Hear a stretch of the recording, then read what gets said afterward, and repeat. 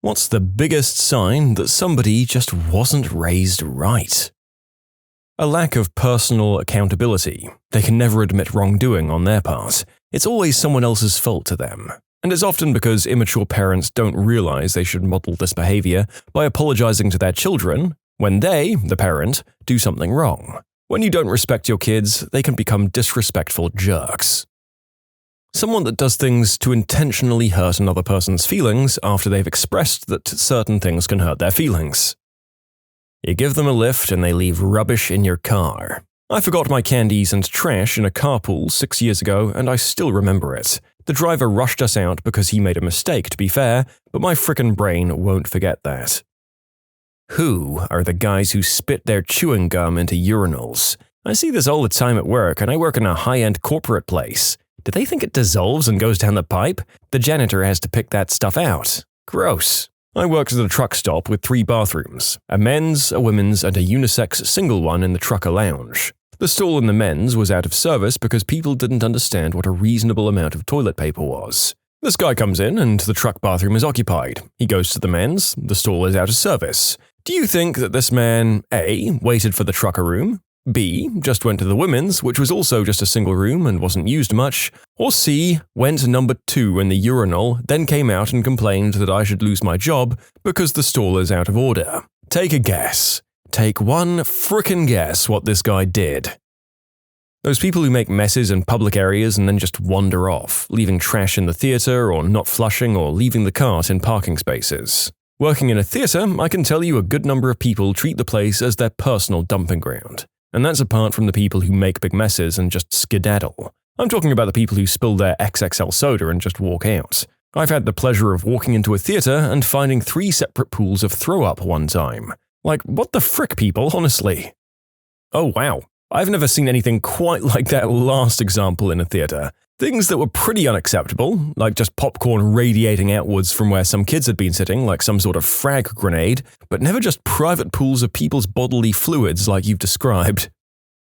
How they act as a boss when their employee messes up. Yelling and belittling shouldn't be your first option. This was what made me respect the absolute heck out of my manager.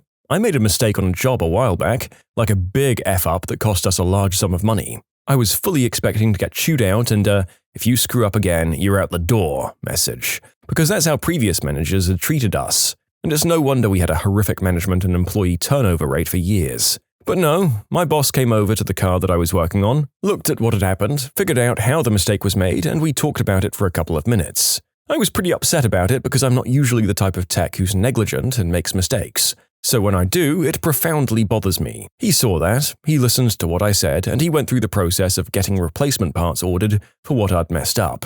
The next morning he came to me again and said, "You know, I was thinking about you last night after I got home and thinking of what you could do to prevent this mistake from happening again in the future." He gave me a few suggestions for the future and closed the conversation with a pat on the shoulder and, "We won't need to have this conversation again, brother. I trust you." It was the most meaningful conversation that I've ever had with a manager. I got the sense that he really wanted to see his employees succeed and grow. It gave me confidence in a moment in which I had none left. Disrespecting people for doing their job. I worked at an office supply company while I was in college. Let's call it paperclips. I had a full-time position as an inventory specialist on top of going to school full-time, and let's just say I was going through a bit of a rough patch in life. During back to school in late September, this little girl comes in, escorted by what I can only describe as an alpha Karen. The kids started pouting and saying that she didn't want to go back to school. I was busy running my cycle count report when the alpha Karen pointed at me and said something along the lines of, "If you don't go back to school, you'll end up working at paperclips like this guy." Oh, that made me mad. I don't remember exactly what I said in response, but it essentially went like, "Mom, I am graduating from university in 3 months and I have a job lined up at a local hospital. I hope your daughter does work here or at McDonald's, so maybe she'll learn the respect you didn't teach her." That's the only time I've ever been written up for a customer interaction, and I don't regret it. How they treat people from whom they have nothing to gain. These people who always portray themselves as the victim. Nothing is ever their fault and somebody is always out to get them. Let me share a story. Part of my job is to fingerprint people for background checks. I had to come to work, look at my appointments, and then do them. I'd just finished a 10:30 appointment and was about to call for my 10:40 when I was interrupted by this daughter and father combo. They said that they'd been waiting for 30 minutes and when would we get to them? I looked at my schedule. Strange. I'd taken everyone in on time, so I figured they were just here super early. I asked them for their appointment paper or screen from their phone and they go nuts. You're just making us wait and then you don't trust us? And I have to kind of reassure them, listen, I just need to see it so I can see what time your appointment is. No, you bring your boss out here right now. From prior experiences, I knew there was no reasoning with these kinds of people, so I asked the receptionist to call for my boss while I bring in my 1040. My boss is able to retrieve their ID and we call headquarters to find out when in God's name their appointment was. Turns out they didn't even have one for that day. Turns out they had a 10 a.m. appointment 3 months ago in another city in another state. I let them know about this and they go, no, we have one today. So I show them my schedule. Look, you're not here on time, you don't have an appointment today. It's right here. Learn how to do your job. You wasted our time. Her name is right there. I look at her ID and it's a completely different name. The daughter, who is at this point crying and playing victim, is trying to blame us and along with her father interjects, "That's my nickname on your schedule." I look at her blankly. So you're telling me you came to get fingerprinted through a government organization and instead of using your real name, you used a nickname which bears zero resemblance to your legal name. And she starts wailing, "It's not my fault! It's not my fault!" They started threatening to sue us because we won't fingerprint them, because their daughter is missing work hours, because we're keeping her here. My boss and I just look at each other and smile, realizing the idiots we're dealing with. He tells them, "We're not paying you guys anything." The dad starts making a scene again. "I'm going to call her employer and tell her not to bring customers to your facility anymore." And my boss is okay with that. Truth be told, doing fingerprinting was just a service to our county. We actually lose money every day paying me for the position because the fingerprint company paid so low. We're just third-party contractors. Anyway, eventually we give them the boot, but I still remember the girl wailing away, "It's not my fault, it's not my fault." And all I could do was glare at her with a look that said, "It really is your freaking fault." Screw parents who don't teach their children to take responsibility. The people to whom the word no is apparently a cue to just throw a fit and be as obnoxious as you can be until you get your way. No doesn't mean that rules are rules or someone's job might be on the line. They're the important ones, nobody else. I'm an overnight manager, 10 p.m. to 6 a.m., in fast food. After midnight, our menu changes slightly so that we don't do certain items, and the loose change menu isn't in effect. All of this is in the ads for such items, mind you. But when I tell someone, "Sorry man, I can't do that for that price at this time because the registers automatically switch over at midnight. There's nothing I can do," people have a frickin' fit, let me tell you. I've had people break windows, pull out a metal bat from passenger seats and threaten me. People report me, spit at me. Fricking children, all of them. We also close the store and go drive-through only after 11 p.m. because it's just me and one other guy and we can't keep an eye on the whole store by ourselves. We also aren't allowed to accept people walking up to the window because of our insurance. It's much easier for them to just reach us and the register. The amount of times I've said no to people and they get angry and threaten me, like you going crazy is exactly the reason we don't accept walkers. I've even had 2 guys try to read my name badge and ask me when I finish and what my address was. People get so riled up over a bloody Big Mac. Yeah, this one goes right along with the earlier point of people not respecting others who are just doing their jobs. Honestly, you gain nothing from beating up the teen who's working the till at Burger King. Disgusting behavior. Not respecting personal boundaries. If you're wondering why someone has these sorts of issues, take a look at their parents. Dear God, I used to be friends with a guy who was just like this. I made the mistake of talking him through some difficult things, and he took that to mean that I wanted him present 24/7. He'd see that I was hanging out with someone else and then text me bugging me to ditch that person and hang with him instead because he was sad and lonely. Look, I understand not wanting to be sad and lonely, but you can't make me ditch all of my other friendships to fix that. How they treat animals and people without power. I remember hearing as a kid about a Native American belief that really stuck with me. After you die, and as you're entering the afterlife, you must cross a bridge. This bridge is filled with every animal you had a personal encounter with in your lifetime, and together they as a whole decide your fate. Whether or not you can cross the bridge to heaven is up to these guys. This was the first and only time I've heard of your fate being decided by animals. Oh man, there's no way those mosquitoes are going to forgive me though. Oh, it's okay. They're collectively sent to hell by the entire animal kingdom. People who don't take responsibility for their actions. People who litter. If you throw your crap on the floor, then you 1. Have no respect, and 2. You're a tramp. We went for a trail walk that leads out towards a dam and some rock formations with mini waterfalls. Broken beer glass was strolled along the entire trail. It was an hour-long walk, you guys, and the amount of garbage at the falls was honestly mind-blowing. Like somebody had bought 10 or so full bags and just busted them all over the place. It's one of the few natural areas in that city, and it just sucks so much that people care so little. It doesn't take much effort to just not destroy a nice thing with your litter. You can submit your own stories to be featured here on the channel. The story submission link is in the description below. And if you want to listen to some vibey music in the background, check out easymode, also linked below, and subscribe. I know a bunch of people who clearly weren't raised right. They tend to have one or more of the following traits. They're disrespectful to everyone, not just authority figures. Watch how they treat customer service or retail staff. They have no manners in general, or only use manners when they absolutely have to in order to preserve their own interests. They're cruel to people and animals and laugh at the suffering of others. They're selfish. They destroy things, steal, and cheat. Some of them also commit more serious crimes. They expect handouts from everyone. They shirk hard work and responsibility whenever they can. They complain a lot and constantly act like they're a victim. They're terrible parents to their own children. Turning conversation back to themselves at all costs. Being a good listener is a sign of a person raised well. And to clarify, I don't mean quiet or a doormat, I mean generous, empathetic, supportive, and curious. Good follow-up questions without making it about oneself, that kind of thing. I'm going to answer this literally. As a teacher, I see that there's a lot of different values that go into parenting styles. Some that aren't my values but still raise a productive, responsible, and successful child. But there's evidence of bad parenting from a child development point of view. If the kid is extra clingy and implies or outright states that you're their sole custodian for their well-being. If they're incredibly aggressive about getting their way or being correct all the time.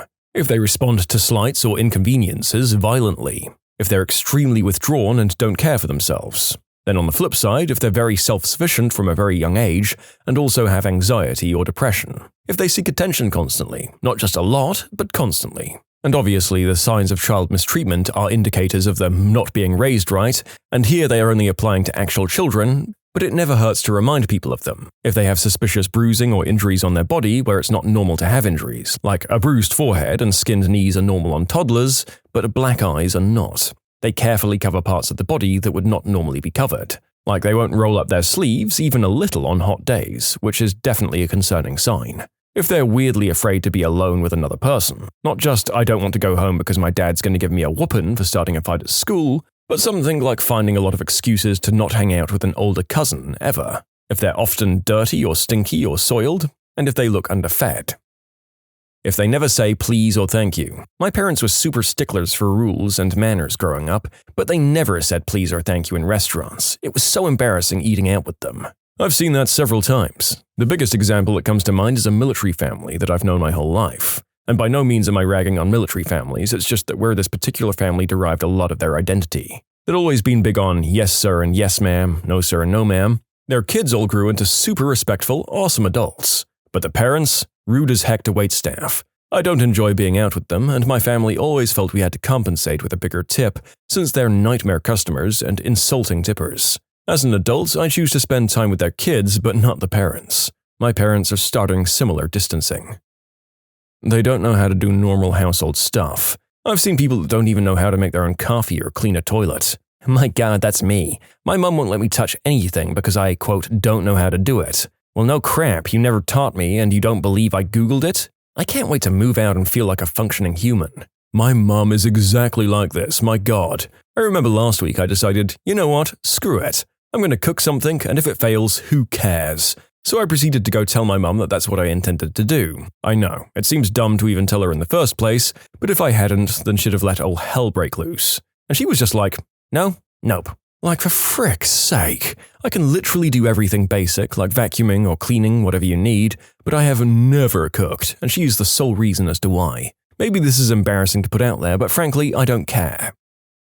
They think handling a disagreement means shouting, attacking someone's character, name-calling, or breaking things. I swear to God that I've never met a person like this older than their teenage years. I know that they exist because I read a lot of stories about terrible, terrible relationships with people like this who control their partners until said partners escape, but there's a reason you don't meet people like these at parties or anything. It's because nobody's inviting them. It's a concerning sign when they apologize for every little thing. Probably a sign that they grew up with horrible bullying parents that got mad over anything and everything. In their spare time, they dress up like a bat and beat up the mentally ill. If they whistle, snap their fingers, or make that pss pss pss sound to get their server's attention in a restaurant. I snapped my fingers to get a teacher's attention once in middle school. She barked at me something fierce, and I learned my lesson. Not putting the cart back at the grocery store. My dad forced me to leave it once because he had an adult tantrum at the store. I feel bad when I think about it. To explain, my dad and I were once at a grocery store and the entire shopping trip went fine until the end. Dad and I decided to go to the self-checkout. The machine worked just fine, and then I scanned an item, it was the last item to be scanned, that could be both weighed or scanned via barcode, but I chose to weigh it instead for some reason. One of the attendants monitoring the self-checkout area said something along the lines of, "Oh, you can scan that item as well," and my dad just flipped out. He was basically being a male Karen, but luckily didn't ask for the manager. I don't remember exactly what he said, but it was embarrassing. Then he decided to grab all of the stuff we got and leave the store after we checked out. He said he didn't need the cart while carrying everything he bought. It was a lot, but just like 5 or 6 bags, so doable. He told me to leave the cart at the register and said to me, "I'll just leave it. Smarty at the register can put it back." If anyone is about to ask, "Why didn't you take the cart anyway?" at that point he most likely would have yelled at me for frickin' doing so. In short, my dad flipped out over a clerk doing her job and told me to leave a shopping cart at the register. I still feel bad to this day. We know someone that won't get a checking account or direct deposit because, quote, "the banks just steal your money," and he takes his paychecks to a check cashing and payday loan shop instead. We also know his mum, who's in her mid-40s and on her 3rd bankruptcy. Not discounting the likelihood that mum destroyed his credit long ago and would still empty his account today if given the chance, which still falls into the raised wrong category if you ask me, but we're talking about a 20-year-old guy living with a mum, no rent, no car, and no kids that shouldn't have any substantial debts or expenses of his own to make overdraft fees an issue. If they don't actually listen to what you're saying and they're just trying to formulate a response, I just want to clarify what I mean. The person I'm thinking of who does this, they do this as a means of not really caring about your opinion, just trying to make you look inferior, rather than listening to why you feel the way you do. They want to try and just prove you wrong. I hope that makes sense. Like not being interested in having a discussion, more interested in showboating their own opinions or beliefs or experiences. I think that makes someone selfish, therefore maybe not raised right. I could be wrong. They act like mental illness is something you can just get over. It's all just in your head kind of thing. I have an uncle who's a complete drunk. He gets off work and it's straight to getting drunk as possible until it's time to sleep. This guy kept telling me anxiety was a joke and that I don't have any problems. That hurt coming from a relative. Then I told him it is all in my head because it's a mental illness, and that teed him off and he tried fighting me. Then, after trying to fight me, he called the cops and said I had a substance on me, my meds. He tried to get me arrested. I was in a bad place in life and needed a place to stay. Obviously, this was the wrong person to trust in helping me.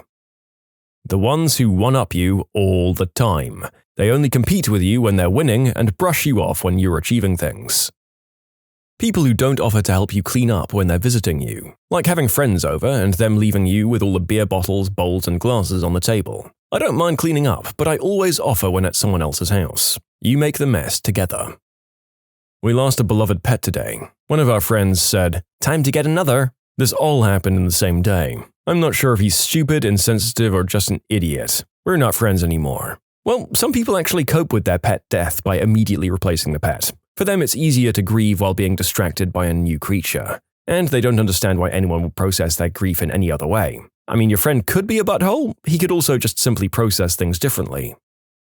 If you go to someone's house and they cook for you, you eat it with a big smile and lots of thanks, even if it was garbage. My wife brought her friend over for lunch. I made pierogies and she goes, "Oh, that's not a meal, that's a side," and goes to get Quiznos. It blew me away. Somebody's hospitality is the deepest respect they can show you. You have to give it back. How conscientious you are of that scenario is a good sign on how you were raised. If they don't ask about or say hi to your family members when they come over. I've seen people completely ghost my parents as they walk through the house, and I couldn't wrap my head around it honestly. I realized that a lot of people may actually be forced into this by any form of anxiety or any mental issues or traits they have. I just wanted to clarify that this is not targeting those people at all, just the people that straight out were never taught that this isn't polite, or knew that and never acted on it. If someone thinks hurting or treating an animal inhumanely is all right, I love animals, especially my cat and dog. I speak out when I see someone treating their dog poorly. It really reflects at the dog parts and how their pet reacts. They gossip about others and will be vindictive behind people's backs, but pretend to be sweet to their face. So, whatever this kid turns out to be is the answer to your question. I follow some trashy people from grade school on social media. There's one that's also posting memes for garbage like, "If your girl suck eggplant like this, you know she loves it," or "I want a man that's dirty enough to F in the bathroom at family dinner." She has an 8-year-old kid. My future fiancé and I sometimes look and think, could you imagine if we friended the mum of our 3rd grader and this was her frickin' social media? My god. We aren't in contact, but I'm almost certain that this kid will not be raised right. What was your I'm in danger moment? So I was walking to my school, and there's this little street with 2 lanes that leads onto the highway that you need to pass to get to my school. I usually wait till everyone has passed since no one respects the yield, but that day, the guy in the right lane actually yielded, which was awesome. So I made my way across. Suddenly, as I passed through the right lane and entered the left lane, before my mind could process anything, my body just straight up stopped moving. I was briefly confused before I felt 2 cars barely graze both my front and backside. Apparently, the guy on the right started driving again as soon as I was out of his lane, and at the same time, a guy behind him was being impatient and jumped to the left lane without stopping for me. So they both passed me at the same time, while I survived by being frozen in the minor gap between the 2. Honestly, my subconscious is the only reason I'm alive today. Something very similar happened to me in high school. I was walking home from school down a very busy street. I was approaching an intersection, but I stopped a few feet from the edge and just froze behind the light pole. At that moment, a car runs a red light, hits the back of a car, and sends it spinning towards me. Car also clipped a motorcycle, sending it flying 40 feet in the air.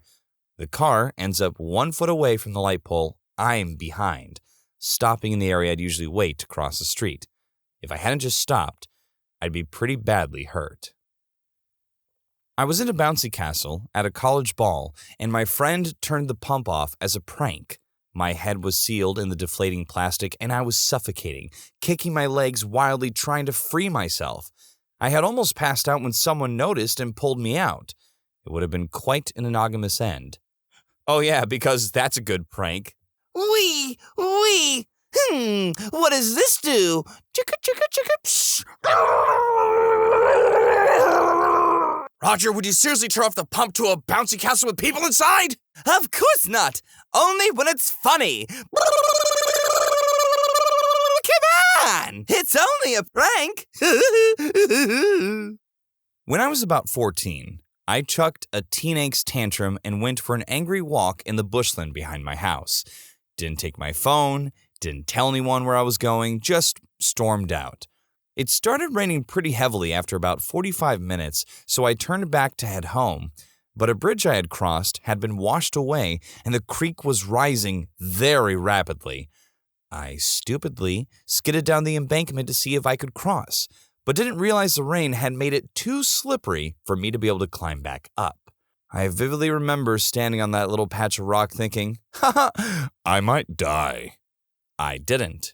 I climbed onto a rock ledge, waited out the storm, and managed to make my way back up the embankment and return by a different route. By that point, had been gone for about 4 hours and had escaped death only to be almost killed by my parents. My intoxicated friend knocked over another guy's pint by accident, and then his drunken brain decided he could take on the guy. The guy was built like a brick crap house, and his friends were all huge. They were the type of guys that didn't take too kindly to being challenged to a fight. We were 2 skinny 19-year-olds. Anyway, I bought Brick Crap House Guy a replacement drink and somehow talked him and his mates down from flattening the pair of us, then dragged my idiot friend out of the pub and got him home. Some people should moderate their drinking. By the way, the rule is you spill another man's pint, you immediately apologize and buy the next round. Actually, saw the guy again a few days later, small town, and he was cool about it. Private pilot story. Just on a return flight with a few mates back to Loco Aerodrome, I looked down at rudder pedals and noticed the side of my shoe was basically starting to melt. First moment of realization that the engine was indeed on fire. Ha! I'm in danger. Excuse me, ladies and gentlemen. We are coming up here on the beautiful sights of Washington. You can actually see the Space Needle if you take a look out to the left. Just don't look to the right because there's smoke coming from the engine and my foot is on fire.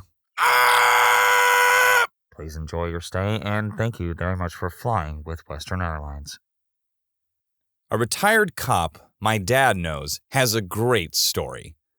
I guess this was like the 70s or 80s. A pregnant woman spent the night at her mother's house while her husband was at a bachelor party. She comes home in the morning and sees the door is ajar, but she knows she locked it. She runs to the neighbors and calls the police. She calls the house where the guys were supposed to be, but no one answers because it's like 7 a.m. after a novel of hard drinking. My dad's friend and another officer shows up. They talk to the wife and decide to check the house out just in case. Since she was pregnant, she's going to wait at the neighbor's house. So they walk in and shout, "This is the police! If anyone is there, come out now!" Or something like that. Then they start checking rooms. Nothing in the living room, nothing in the hall. But then they get to the kitchen. There is broken glass on the floor and what they think must be blood. So they call for backup, and they keep looking. Nothing in the other bedroom, nothing in the washroom, bathroom. Finally, they get to the master bedroom and see clothes on the bed. And they can hear someone in the master bathroom. "This is the police! Come out now!" they shout. And nothing. Finally, they decide to go in full force. They open the door and run in, weapons hot. They see a man completely in his birthday suit, blood all over himself and the bathroom, passed out on the floor. The medicine cabinet is open and everything that was in it was on the floor in the sink. The guy in the birthday suit wrapped his foot in a towel, and there was blood coming from it. Though they couldn't get him to talk, as he was unconscious, they called in for an ambulance. A few minutes later, the backup guys and the ambulance arrives, and they start treating the guy. Then my dad's friend goes to tell the pregnant woman about the intoxicated guy in his birthday suit that broke into her house. She was horrified. Because he was passed out and had lost the blood, the medics take him to the hospital. The pregnant woman and the neighbors are all looking out the window as they wheel the guy out, covered in a blanket, handcuffed to the stretcher. She just loses it, is laughing and crying, potentially hysterics from being pregnant. By this time, one of the other cops was inside, and he starts trying to calm her down. He's afraid she is going to go into premature labor. Finally, the neighbor explained that the guy they had arrested was the pregnant lady's husband. It turned out his buddies dropped him off about half an hour before his wife got home.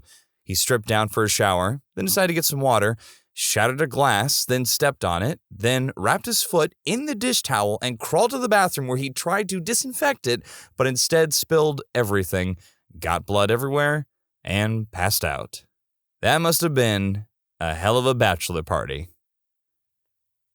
Couple of days ago, I was working up a tree, arborist. The tree in question was a black locust that was dying at the top. However, the base looked fine. I set about slowly dismantling the tree, which was an awkward task because I couldn't get as high up onto the tree as I wanted due to the decay, and it was growing over a building, so I couldn't just let the bits free fall. After an hour or so of working, I heard a snap about a meter above me while I was about 13 meters up into the crown. I looked up to see a long branch above me that was growing into the crown of another tree had snapped. I realized instantly that this meant that the base of the tree I was in had failed, and I was going to go down with it if I didn't get out.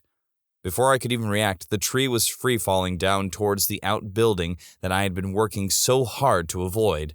Time slowed down, and I could see my colleagues standing in the woodland watching me with pure fear on their faces. After that, it's hard to put thoughts into words, but I remember looking down at where the tree was going to land and thinking that it's weird because this second I am completely lucid, but a second from not I will be probably unconscious, possibly never to regain consciousness. Yet I didn't feel any panic, just a knowing that I'm in extreme danger. All I could do was grab the nearest branch and plant my feet on another one and hope to God that I didn't end up under any part of the tree. After what seemed like forever, the tree came down onto the roof of the outbuilding. I had probably traveled 10 meters vertically and about the same laterally. The large limbs of the tree that were previously to my right, but were now above me, didn't snap and crush me like I was sure they would. I managed to hold onto my branch and stayed roughly in the middle of the tree. I was free from injury, other than a twisted ankle and a twinge in my wrist from holding on tight as the tree smashed down. I don't know how I didn't get seriously screwed up by that tree, and I don't know why it failed on me, but I will never forget that knowing that I'm in danger, falling with tons of wood, and there was nothing I could do about it. My third year fighting forest fires, I was upgraded to pump truck operator for a mop-up crew. After a section of the fire was deemed extinguished, they send in mop-up to make sure it's actually really out. I drove a giant pickup truck with a huge tank of soapy water and filled up portable water bags for the mop-up fighters. On my way back to base, I had a bit of water left when I saw plumes of white smoke. You're urged to extinguish all smoke because no one wants a dead fire to come back to life. There's a fallen tree next to a bunch of bushes and another half-fallen tree, and the half-fallen tree is spewing hot coals every couple seconds with a loud pop. Each pop of hot coals makes the other wood products take off. The fire was at risk of starting over again right here. I had nothing but a small ant bladder bag. I bounded down to the pump truck, grabbed a hose, ran it up, bounded down, turned the hose on, ran up, and began attacking the situation. As I'm chasing down the heat and fuel source, I realize I'm surrounded by flammable objects. Soon after, I'm surrounded by giant flames, alone. I was literally screaming and laughing as I hacked and sprayed away at the rising flames. I got it tamed down after soaking and chopping, killed the main source. I also sprayed the heck out of the branches so soapy water was dripping everywhere. I had just finished rolling the hose back up and was catching my breath when these Marines came running up the hill. They were sent to investigate the smoky mess I've been dealing with. Being high-fived by a Marine is a good feeling. I know you guys might hear this a lot in general, where people say like, hey, appreciate your firefighters, but seriously, appreciate the people doing this. Fighting fires is absolutely no joke.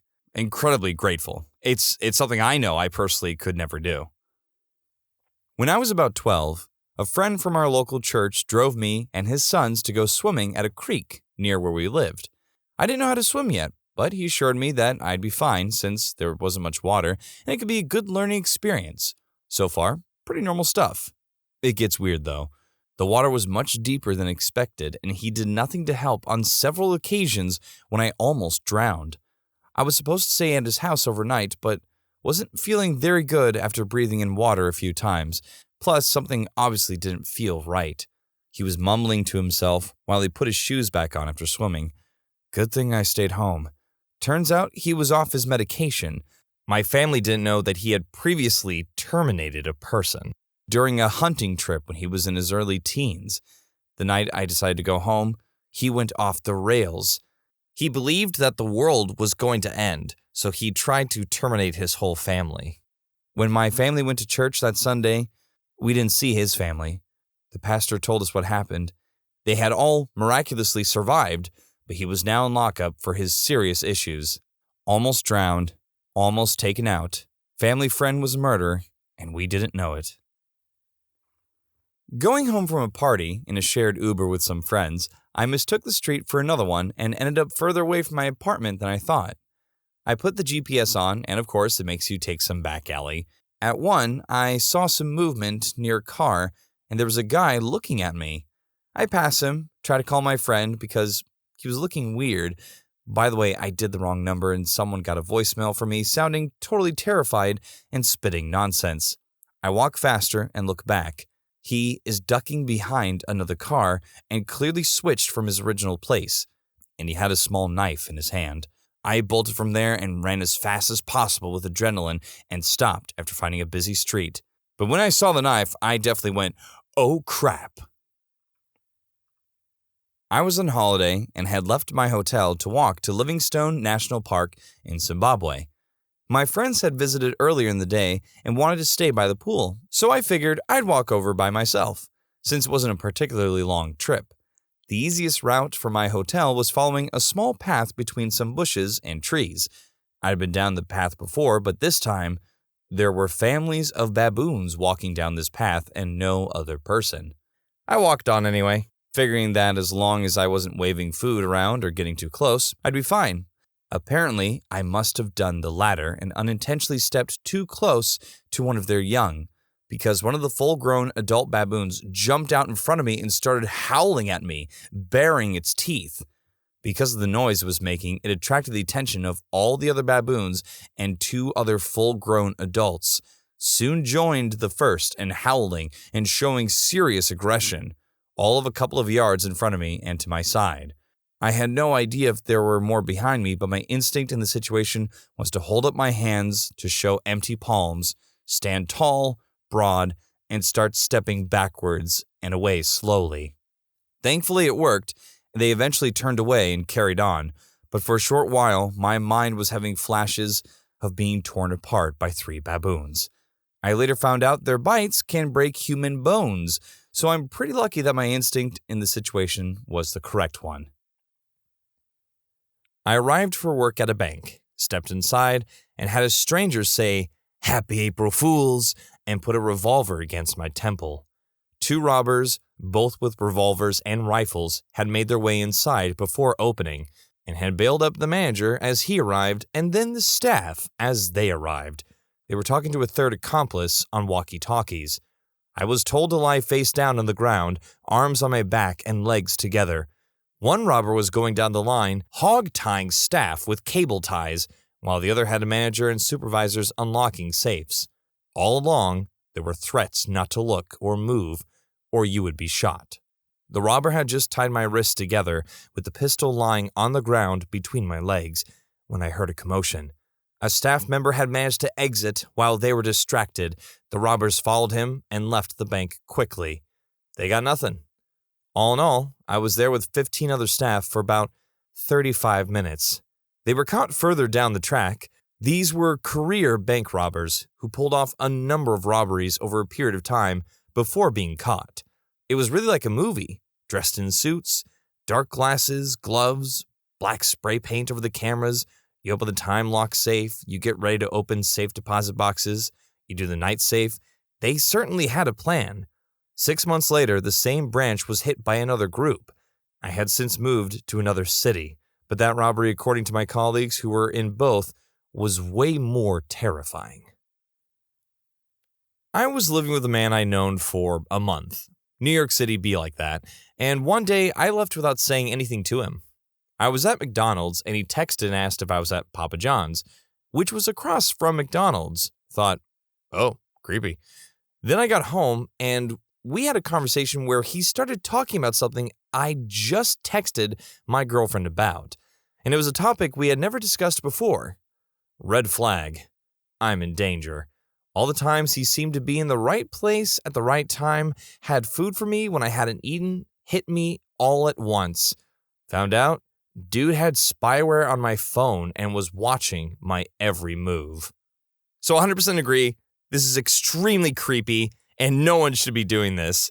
But with a weird, cute, twisted idea, what if, ironically, he actually just was really caring, but he had no idea how to properly give that kind of care? Hey, buddy, you had a good workout? I bet you did. That was some really good Pilates in there. I brought you some water and this really delicious Big Mac for that nice protein. You need your protein, Big Mac? Yeah, thanks, buddy, but I didn't tell you I was going to go for a workout. Oh, I know. I'm your Papa Bird, watching you wherever you go. Gotta have a Big Mac for a big man. I love you. When I was 18 years old, I was living in my first apartment by myself. I had no roommates, and my parents had just moved. My downstairs neighbors were a group of 20-somethings who had lots of traffic. Constantly people coming and going, parties multiple times per week. Rarely saw the same people twice. One day, I noticed a blacked-out vehicle in one of the parking lots. I swear I saw a camera with a long lens through the heavily tinted windows, but I just kind of brushed it off.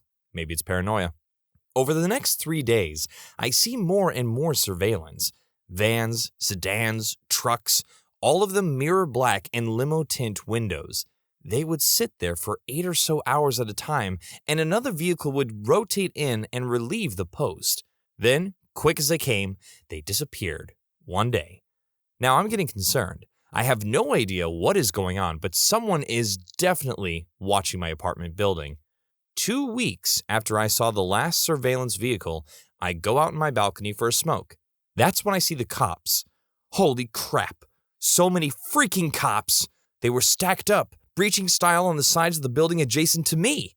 There were probably 24 uniformed officers. Suddenly they fan out, weapons drawn and hot, and aimed at my building.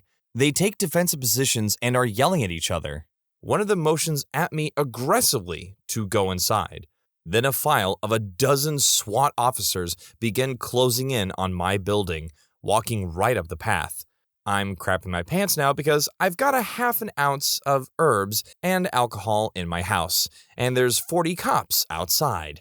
I go inside and hide everything as best I can and go to the window that faces outside so I can watch this crazy crap go down. The neighbors below me got raided. The SWAT team fired a launcher of some sort through their windows. I heard 5 loud pops followed by acrid smoke wafting through my vents. They forcefully entered the apartment and I heard so freaking many shots. One small caliber pop followed by a roar of larger weapons. Must have been 100 rounds. I threw myself on the floor of my apartment as I listened to the supersonic crack of rounds missing. It seemed to never stop. I guess the neighbors were major players in the illegal substance game, and one of them pulled their piece during the raid, so the SWAT team terminated all 3 of them. The apartment building was condemned, and I had to move back in with my parents. After the fact, I realized how lucky I was to not get shot on my balcony or struck by a stray round in my home. Sometimes I have flashbacks and nightmares to that moment. My face on the uncomfortably thick carpet, blue-gray smoke in the apartment, glass shattering, drywall cracking, rounds flying. What's the biggest plot twist you've seen in real life? In primary school, we had a World War I memorial lesson, and we were asked if anyone had any relatives who fought at the time. My friend brought in a picture of his great-great-grandfather with his wife. A girl also brought in a picture of her great-great-grandfather with his wife. The teacher said they looked similar. She put them side by side and looked shocked. We gathered around and it was the same man who had kept his 2 wives a secret. Both had been married privately. My classmates were cousins and didn't know.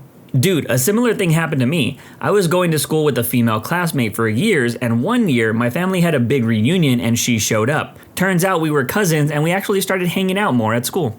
Met a dude at a local 24-hour fitness who was wearing a Shark Punch shirt. Since most people have no freaking clue about the band, I immediately decided I needed to talk to bro out with this dude about his particular taste in music, which was metal. We got to talking, find out he's a drummer, lives locally and wants to start jamming some evil stuff. We exchanged numbers and all that good stuff. Of course, however, actually meeting up with reliable musicians is something harder than it sounds, despite the enthusiasm. Around the same time, I was working security at a local bar, and I met this random cute girl who wasn't from the area, but was totally into me and wanted to hang out.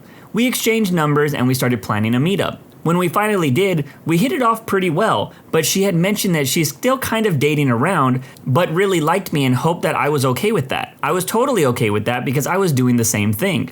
We hung out maybe another time or so, and then shortly after that she hit me with the "sorry, but I'm kinda dating this other guy for serious" line, and I said I totally understood and moved on.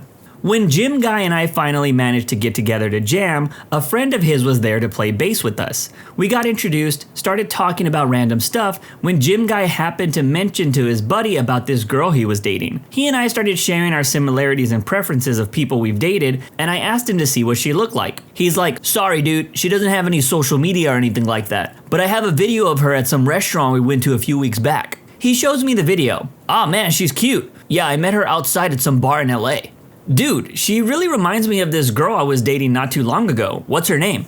"Kim." "Wait, really? That's so weird. I was dating a girl named Kim too. What are the odds? Hold up. Does she have a Snapchat?" Yeah? Why? At this moment, I started trying to find her on Snap. Dude, what's her name on there? My gym buddy's friend at this time starts looking at both of us. Oh crap, oh crap, oh crap. Kimbersleys. The friend starts dying of laughter at this point, and we both come to the realization that we are the same dudes she ended up leaving/staying with. But we still ended up jamming anyways. This was basically that episode of Friends where Joey and Ross date the same girl. Maybe this isn't that big, but here it goes. I'm a medic, and one morning we had a call for an older woman, in her 70s if I remember right. She was having cardiac issues, was in compensated shock from a very low heart rate. From the time we got to her home to the time we were in the ambulance, she had been getting worse. We paced her heart and she was doing good the rest of our whole ride to the hospital. About 16 hours later, we get called for a rollover car accident. Get there and we have one male in the vehicle, unresponsive. Vehicle is upside down off the road. We get him out and he's in very bad shape. He wasn't breathing, so we intubated him and off to the hospital we went. Almost at the hospital, which is 30 miles away, and he goes into traumatic cardiac arrest. He's dead when we get there. While we were on the way to the hospital, we found his wallet, since we didn't know who he was. We saw a badge and he was a retired police officer, and I remember from the morning our patient's husband was a retired police officer. He was on his way to see his wife. Unfortunately, he stopped by the bar first. While it wasn't my job, I went to the nurse to talk to the wife and let her know what happened. She thanked me for being there so much for her family that day. I had a similar experience to this one.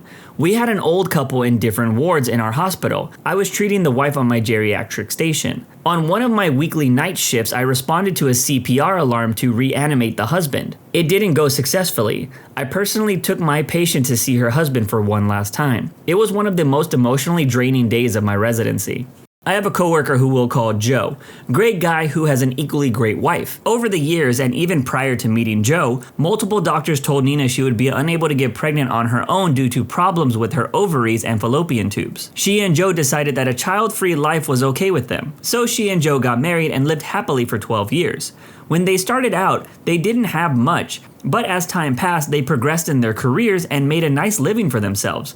Finally, they got to the point where they were comfortable enough to buy a sports car for themselves, something Joe always wanted to do. It was his first new off-the-lot car that he ever owned. Now, Joe and Nina were in their early 40s at the time and figured that they would just coast on into retirement. Well, about 6 months after they bought their brand new car, winter came. Nina got a case of the flu and just couldn't seem to shake it. She just felt run down and nauseous, just not herself. After about 3 weeks of this, she went to the doctor. The doctor asked if there was any possibility she could be pregnant. She laughed at him and said, "I've been married for 12 years now and haven't had so much as a scare of being pregnant. Multiple doctors said it's not going to happen for me, so there's no way." But her doctor said, "Humor me. Let me rule it out. Just do a urine test." Well, wanting to figure out what was actually wrong with her ASAP, Nina peed on the stick and you guessed it, pregnant. So in their 40s with 12 years of living, just the two of them, they were expecting. After the initial shock wore off, they were actually pretty excited even though they had to sell the new sports car, since a two-seater wasn't really going to be working for them. A few months later, their son John came into the world the usual way, happy and a healthy baby. And still are today. John just finished his first year of high school, great kid and super smart too. You just never know what life's gonna throw at you. My sister's boyfriend decided he wanted to do more with his architecture skills, so he gave a 2 weeks notice and moved to Haiti to help rebuild after the earthquake. They stayed together. He would send her long emails with photos and stories of what they were doing. This went on for a couple of months. One offhanded tip from a coworker, and a week of digging later, it turns out that he never went to Haiti. He moved to Seattle to be with his fiancée and partner of 9 years. This same thing happened to the mother of my friend growing up. She was dating a guy for a few years and things were getting pretty serious. Then one day he goes on holiday to visit his parents in Argentina. She goes to meet him at the airport when he's due to come home and there's no sign of him for hours.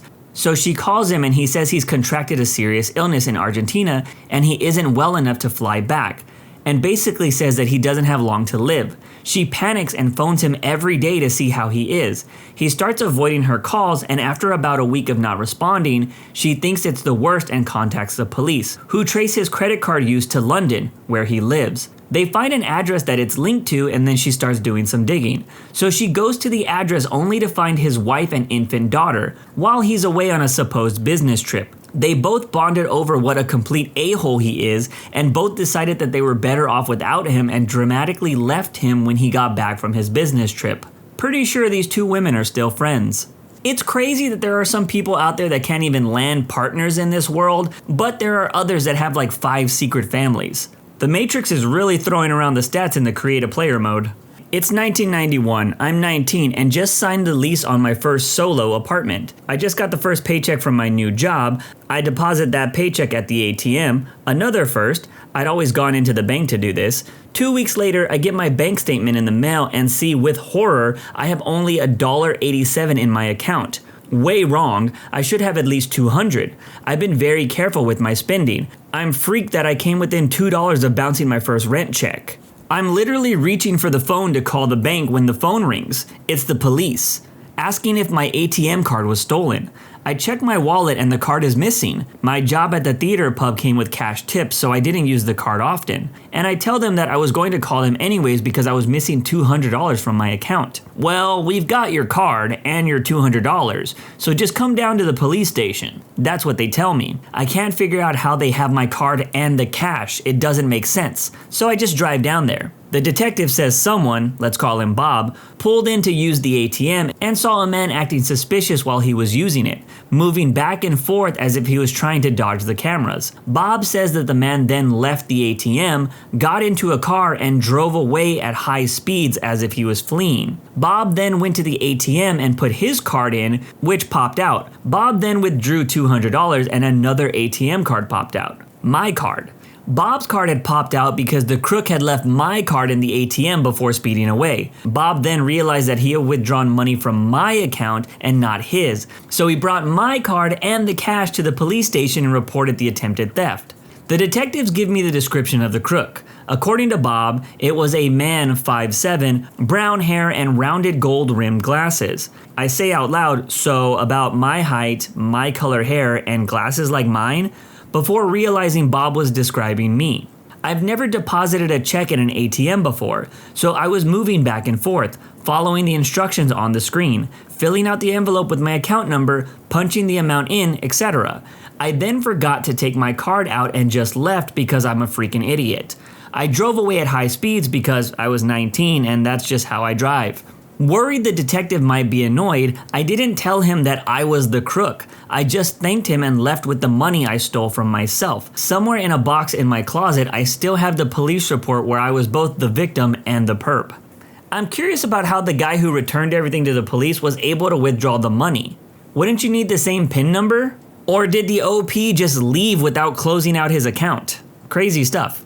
I told this in another thread, but it's still hilarious to me. Guy I knew in my high school English class was talking about one winter day how he was late to school because someone hid his mailbox. His parents made him fix it up before he went to school. He missed his ride and had to walk instead, but the school staff was cool about it and they didn't punish him. A few minutes later, another girl came into the class and she was talking about how her morning sucked. She lost control going down a hill and hit someone's mailbox. She freaked out and drove off before anyone noticed and described a few details of the house. Mailbox guy puts 2 and 2 together and burst out, "You hit my mailbox!" He wasn't super mad about it and she turned beet red. It was hilarious how they both reacted at the time.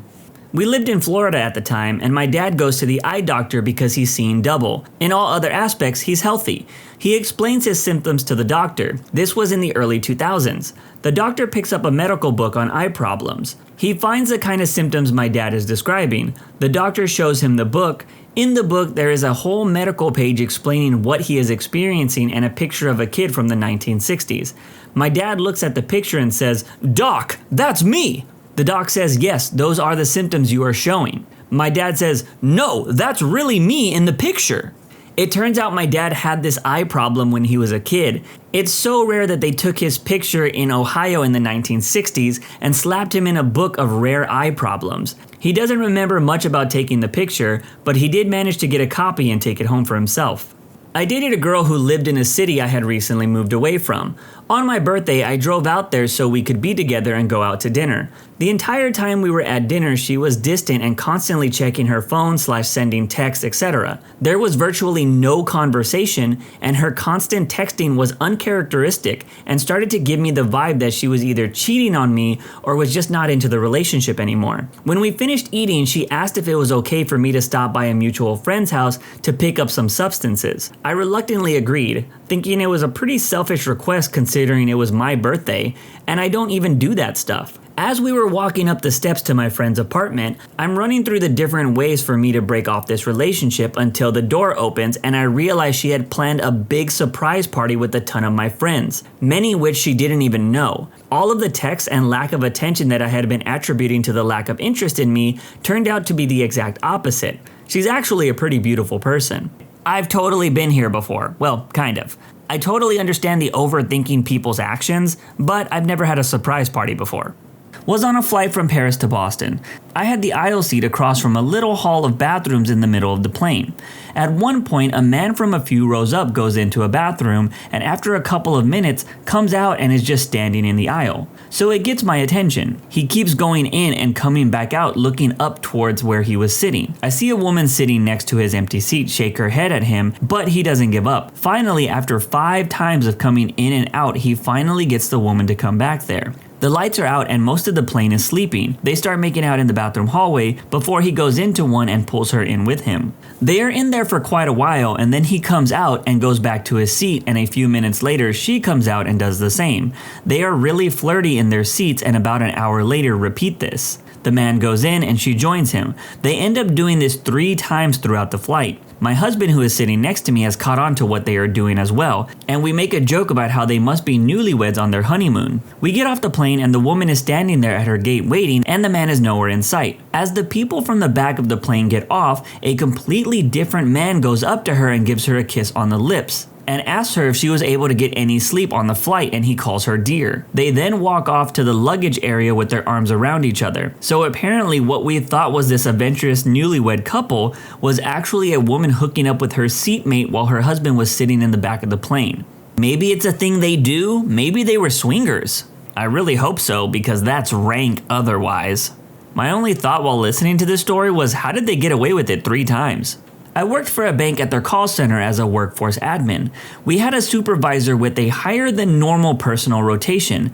People would be doing okay, then suddenly their numbers would drop and quit. In one of those instances, the guy quitting made a big freaking scene, called him out, insulted him, and pushed him around and ended up being restrained by other coworkers. At the HR meeting, supervisor is going off on this guy, bringing up every single thing the guy did wrong. He was boasting a bit too about how he would fix all of this dude's mistakes. The entire time this guy sat silent, said nothing, just stared at whomever asked him something. When the HR rep asked if he had anything to add, he pulled out a tape recorder and just played recording after recording. Of what, you ask? Of the supervisor literally threatening this guy, harassing him, belittling him, and overall being a complete jerk. Apparently, this guy would target overperforming agents and make their working environment hell to protect his position. I'm told the supervisor simply stared at his feet and nodded when he was told he was fired. The agent, as I understand it, was also let go,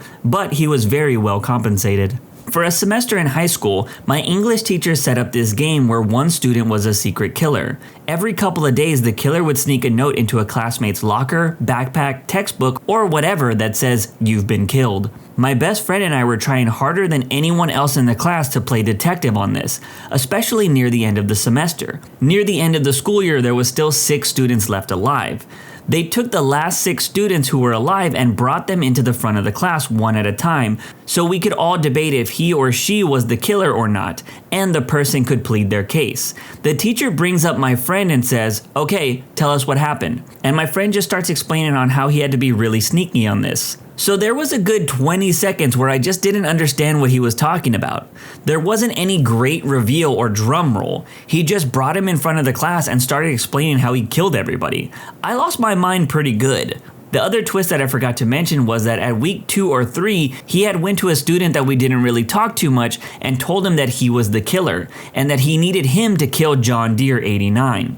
So he hands him a few of the notes, and from there on out, he had one guy on the inside helping him kill people. That's why he could kill so many people without being caught, because if someone got killed, I was with my friend so I could vouch for him. The teacher said that there was nothing in the rule book that said you couldn't get another person to help you kill people. It was a huge gamble because the other kid could have just said, "I caught the killer," and the game would have been over. I forgot to mention, if you guess who the killer is, nothing happens. You have to catch them in the act. So when there was only a few people left, everyone is yelling, "You're the killer! You're the killer!" and just pointing fingers back and forth. This teacher sounds awesome. I wish there was more teachers like this because I had a teacher in high school that had us read Fight Club, and I thought that was so wild. I was always excited to go to his class. I graduated law and got engaged to a girl I had been with through university. We both applied to the same graduate program and ended up working in the same office in Canberra. 3 months before our wedding, I found out that she was cheating on me with a mutual boss, and I broke it off with her. Long story short, it got really ugly, and the two of us ended up in a very bitter court case over property. Canberra is a pretty small city, and the legal world is pretty bloody small there too. And everywhere I went, I bumped into my ex. It was beginning to seriously get me down. Her too, as it transpired. And I applied for an Australian government overseas development job in Tuvalu, a Pacific island with about 11,000 population. It's quite a prestigious job to get, with only 2 positions offered for a 2-year contract on a rotating basis. I was successful in the application and moved on island to start my posting, only to discover that my ex was the other successful applicant. I spent the next 2 years sharing a tiny office on a tiny island with the person that I quite honestly loathe more than anyone in the world. Wait, you left in 2006. I was the guy who replaced you on that program. Your story was told to me at the bar at the Funatui about 100 times in the first month that I was there. I can't believe that I'm now seeing this on Reddit. Holy freaking crap. Yep, that was me. I hid out in the Funatui Lagoon Hotel for about 5 nights a week. Small world. Dude, I can only imagine how it must feel to want to get away from somebody, get the opportunity to do so, and then end up trapped with them for 2 years. Was at a big art show with my wife and kid. They were 3 or 4 at the time. We were walking up to a doorway and I noticed a couple of huge unclothed statues. I mean, like, no big deal to me, but I was worried about what the kid was going to say because he's a bit of a loudmouth at the best of times. But I didn't need him yelling about private parts in the middle of a crowded art gallery. I realized that the worst thing to do would be to make any kind of scene about it. No covering eyes or anything, just subtly angling the stroller away from the statues and making big deals about the art things on the opposite side of the aisle. Then the inevitable happens. I remember it happening in slow motion. My kid's head turns towards the unclothed statues. Eyes widen, arm raises and finger points, and mouth slowly opens. "Dad, look at those statues! They're not wearing socks!" What's your best "fire me, I freaking dare you" moment from work? Worked for a newspaper, editing and actually putting the paper together, arranging it all, placing stories and pictures where they need to be, titling, quoting, and sourcing everything. I was a one-man team and used an overly complicated system that I figured out how to use really effectively. They treated me like garbage, set impossible deadlines, and berated me for not meeting them. One day, the boss tells me to fully complete a paper by the end of the day. Gave me no warning. I had no articles from the journalists and no photos from photographers. It was my job to collect it all from everyone, and he wants me to do it in a single day? I told him no. If he wants it done, he has to give me more time. He tells me if I don't have it done by the end of the day, I'm fired. I tell him that this paper can't function without me. He tells me I need to take the day off and cool my temper, and that he'll do my job for me. I get a call an hour after I get home, and that he needs me to come in and do it, and I can have as much time as I need. Promptly quit on that rumphole. Forget your stinky newspaper. Worked a job where I was the only one who knew how to take apart, clean, fix, and put all the equipment back together and do the weekly and monthly maintenance. I had a boss tell me one day that I was doing a poor job and not doing enough and that anyone could do it. If I didn't step up, I would be fired, or else they had manuals for each piece of equipment. So that night, I took apart all the equipment, weekly and monthly stuff too, cleaned them, and then just left it apart for them to figure out that morning. Then I turned my phone off after getting home for the entire day, as I had the day off. When I turned it back on the next day, I saw that I had initially received angry texts ordering me to return and put everything back together. This lasted an hour. Then text saying I risked being fired, then text begging me to return, then more text trying to compromise with OT, then an apology, before nothing else for the rest of the day. Other than that, the head boss wanted to see me as soon as I came in the next day.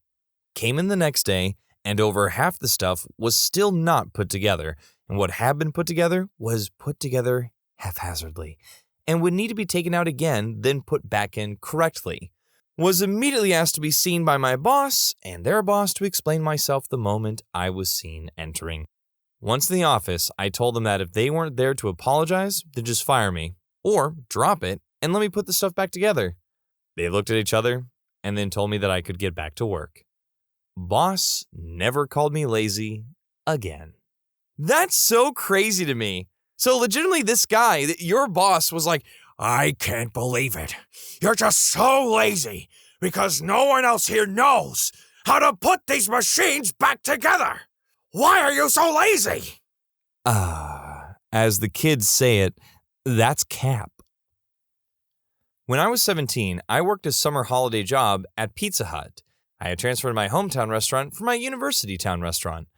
I was there for 5 weeks and hadn't been paid yet. The jerkhead boss claimed it was because I gave him the wrong employee number. I hadn't. Anyway, after 5 weeks of no pay, I rang him on New Year's Eve, i.e. busiest night of the summer, and said I wasn't coming to work because I wasn't a volunteer and I wasn't going to work for free. He told me if I didn't go to work, I may as well not come back as I would be fired. I didn't go to work, and I had a fun New Year's instead. Then a few days later, I called the employment tribunal, I'm in New Zealand, and told them what had happened. They called my jerkhead boss. He then called me, offered me my job back, and was nice as a pie for the rest of the summer. I worked at an unspecified telecom a few years ago. I was a senior manager in charge of programming, third-level support, and production support. A business unit bullied through code changes, made by the business side through a side deal with a legacy programmer in the data center, circumventing my team, QA and production testing. That just had to get implemented immediately without going through any testing at all. I refused. The CIO overruled me. 72 hours later, phone activations had ground to a halt. Customers nationwide were screaming, and the CIO called phone conference after phone conference, demanding timelines for when I was going to get this crap fixed.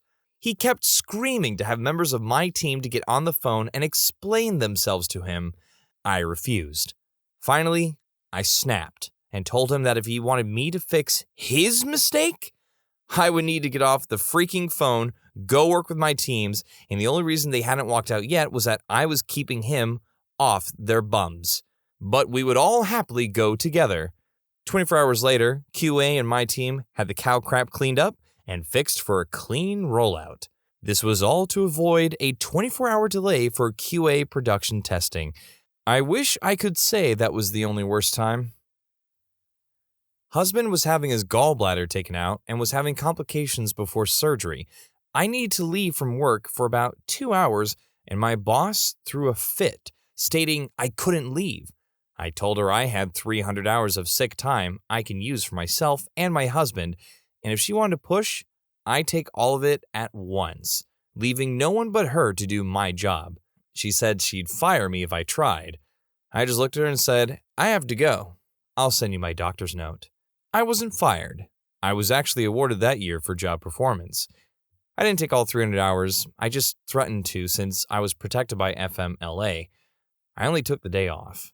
I don't know if anyone else got that vibe when she said, I have to go, I'll send you my doctor's note. It was such a CSI moment, just, I have to go, I'll send you my doctor's note. Anyway, you tell them. You tell that boss. Yeah! Over the first year I worked there, I essentially took over most of the tasks in my department, which were previously held by other departments and was done badly because of it. This led to a massive increase in productivity. I then found out I was paid significantly less than what others were making and others in my position across the industry were making. So I go to my boss and tell them I had done all this work, increasing productivity, and I would like to discuss a raise. They said no. Okay. So I worked there for another year, asking for a raise every now and again, until I was offered a job that paid double. It didn't start for a couple months, so I held on to that job until I was set to submit my 2 weeks. I asked for a raise again, thinking, what the hell, why not? My boss goes off, tells me I won't get a raise, and says some very colorful things about it. It culminated with her telling me, if you don't like your pay, maybe we should evaluate your future at this company. To which I replied, already have. I took another job, and this was your last chance to offer me what I deserve. I quit and walked out of that office. Friends told me that my sudden departure caused a massive backup of work that ended with my manager being fired for it. Ah, c'est la vie. Do I love stories like that? Ah, that lady. What a jerk. Worked for Radio Shack and always butted heads with the district manager. He wanted me to use these ridiculous sales techniques that might work in a big city, but were really pushy. The year he became our DM, I won a contest for best salesman in the whole company out of about 14,000 employees, and I did it without being pushy and forcing stuff on people. He still tried to get me to use these ridiculous techniques each month when he would visit. But after I won the contest, I stopped sugarcoating it and would flat out tell him, that's stupid. I'm not going to do it that way. I was a summer teacher at one of those Korean SAT prep schools that hired U.S. college students for a summer, and then promptly worked them to death. Although I will admit, the pay was pretty good. We taught 8:30 a.m. through 5:30 p.m. with an hour lunch, but had homework to grade every evening, prep work, etc. Well, they were mainly focused on teaching English, but I was a math and physics major, so they had me teaching SAT math and college prep physics. No problem. Then they decided since I studied physics, I should also teach their chemistry class. I tried to tell them that I didn't know much chemistry, but they insisted. So I worked my backside off refreshing myself on all the stuff before I taught it, while still teaching another math and physics class. One day in the middle of this, I got legitimately sick. I called in the night before, per the rules, and told them I couldn't come in. I took one day off, sleeping in my apartment, and then dragged myself in the next day. When I show up, they pull me aside and say, "So how do you plan on making up the time for the classes you've missed?" Excuse me? "Well, we didn't have anyone to teach your classes, so all the kids are behind now. You have to make up the time. We figured you could just extend your morning class an hour for the first week, aka teach over lunch, and your afternoon class could then start an hour early for the next week. Why didn't you have a sub teach my class?" Then they messed up and said, "We don't have a sub." Well then no, I'm not going to skip my lunch because of your guys' poor planning. "We'll fire you, and then you won't get your plane ticket reimbursed," they replied. Go ahead. First, I followed the rules and gave you notice I was going to be out. Second, you just told me you don't have a sub for my classes. That means if I leave, you're going to lose all those students that I'm teaching. That will cost you a lot more than the plane ticket will cost me. This was about 5 to 6 years ago. I was the second in charge of our shipping department, making $11 an hour. The head of shipping had a mental breakdown, so I took over while he got help. About 3 weeks after he returned, the company released him because they didn't like him and I could do the job. When they told me they had released him, I asked if there was going to be interviews for the job, or was the job just mine since I was number 2. I was told they were looking, but I would have a chance to interview once that process started.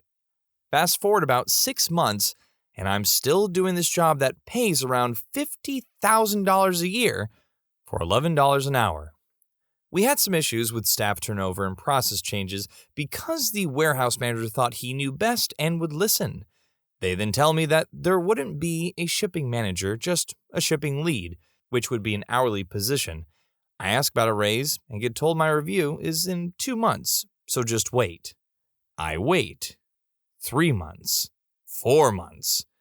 Then one day, after a 14-hour night shift, I get a call from the WM telling me I have to come in right now. When I get there, he unloads on me for things that were beyond my control and mistakes other people made. We start yelling, and that's when I told him, I make $11 an hour doing this job ex-boss told me he got paid $50K a year to do. I don't need this crap. Give me a raise or I won't be back. I then went home and back to sleep. When I go back to work, I'm met by WM and Ops Manager. They appreciate the hard work I've been doing and are putting me on a salary starting at $45K since ex-boss was there longer. I negotiated up to $48K. I was working in a restaurant. Already knew I was sick, but our managers were rumpholes, and I knew if I called in, they'd be extremely upset. Showed up to work around 8, and by 9 a.m. I knew it wasn't going to last for the rest of the day. Managers still made me stay. Around 9:30, I was pre-bussing my tables, and just the sight of half-eaten food pushed me over the edge. I managed not to get sick and hold it until I got to the dishwashing area, but then upchucked in a trash can immediately after putting my plates down. A coworker saw me and vouched for me when I went to tell my manager I was leaving for the doctor. He said, "Even with the doctor's note, if you leave work today, you'll be fired." I said, "You have human waste in a kitchen trash can and haven't even done anything about it. It's on camera. I'm leaving." Showed up for work a few days later and didn't hear anything about it. Ended up quitting a few weeks later for a job at a couple considerably higher scale restaurants. I worked in a deli several years ago while I was a university student, and one time I caught bronchitis and a wicked eye infection at the same time. I tried calling a few people to see if we could trade shifts for the week. Nobody answered their phone, to no one's surprise. So I called my boss instead and told her what was going on. She replied back saying, my health is not her concern, and that if I'm not showing up, I need to find someone to cover. Just so I understand, I have an infection on top of having bronchitis. I am on antibiotics and can barely function properly, and you expect me to come in and operate slicing machinery because nobody wants to take my shift. Trying to articulate this without coughing was difficult, but I managed it. Correct. My body decided that now was the perfect time to have a coughing fit, which my boss heard through the phone, and that prompted her to say, you know what? Maybe you should stay home this week. I hated that place. It's not like we were ever understaffed. If anything, we were always overstaffed. But freak me if I tried trading shifts with someone else for health reasons. I've had to cancel appointments because of this crap. I got out a few months after the bronchitis incident. I was elbows deep in an AT&T Unix machine that should have been replaced a decade before, parts strewn all over a desk when the client came in to see what was taking me so long. You've got 3 dead fans, one of the power supplies has failed, there's a bad CMOS battery, and the video card is glitchy and refusing to allow the machine to post sometimes. So how long is that going to take? 15 minutes? I could patch things up in a couple of hours, but I'm going to have to come back in a few days with new parts. If you can't fix it in the next half hour, you're fired. I'll find someone that knows what they're doing. I stood up, grabbed my tools, and started walking. Where are you going? I told you how long it would take. That's longer than a half hour, so I guess I'm fired. My firing lasted about 3 more steps towards the door. 2004. Worked at a municipality department. One day the programmers update the work PCs and block pretty much everything and anything. No internet at all, no authorization for installing anything, all games removed from Windows. They even removed the calculator function for some reason. Then the supervisors started moving coworkers around and my entire team was dispersed across a gigantic building for no reason. We were the top team in terms of results. The supervisors simply hated our guts for some reason. So me and one of my coworkers tried to devise some way to have communication without having to travel for 5 minutes each time, across the building and down a floor, just to get to each other's desk and ask a simple yes or no question. We do this during our lunch break. Our supervisor interrupts and asks what we're doing. We explain we're trying to save time and maximize communication and results. The supervisor, who doesn't like us anyway, says we should get back to work and quit trying to communicate through unauthorized means. Okay, we simply stopped trying to install Messenger on our phones. One day later, the supervisor is looking for my coworker. I don't know where he is. I say so. Well, then contact him through your Messenger program. The one you told us to quit installing? Yes. We gave up on that. On your orders. She tried to get me fired for refusing to obey basic orders. I explained the situation to her superior. He let me get back to work and told me to ignore her from then on. I moved to a better post a few months later because she made my life unbearable from that day on, and I finally went and told the upper floor they'll either move me elsewhere or I quit. As I was studying in Paris, I also worked night shifts in a hotel near the Hôtel de Ville district. I worked from 8 p.m. to 8 a.m. several nights in a row. The hotel was very busy as it was a very touristic area, so getting 4 hours of sleep over the total 4 to 5 nights was usual. It happened several times a week that the hotel manager simply forgot to relieve me in the morning, so I'd be falling asleep on the counter as they came 2 or 3 hours late. When I politely remarked that I'm tired and they're late again, he'd simply laugh it off and say, I guess we forgot about you. Finally, I decided to pass a job interview for some other work that essentially happened during the day, so I'd finally sleep my nights. When I found out that they accepted me in that new job, I waited until my shift should have started that Friday evening and phoned that manager waiting for me to relieve him at the desk.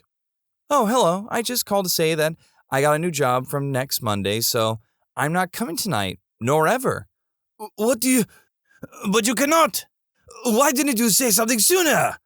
I guess I forgot about you. I used to work at a small family-owned grocery store for a few years.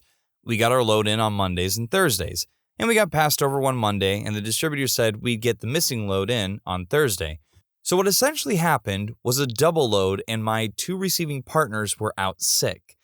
I was the only person in the warehouse receiving at the time and got to take on 15 plus pallets of groceries that needed to hit the shelves immediately. I was specifically told to not go up front and to do what I could while the front end crew covered the aisles and cash registers.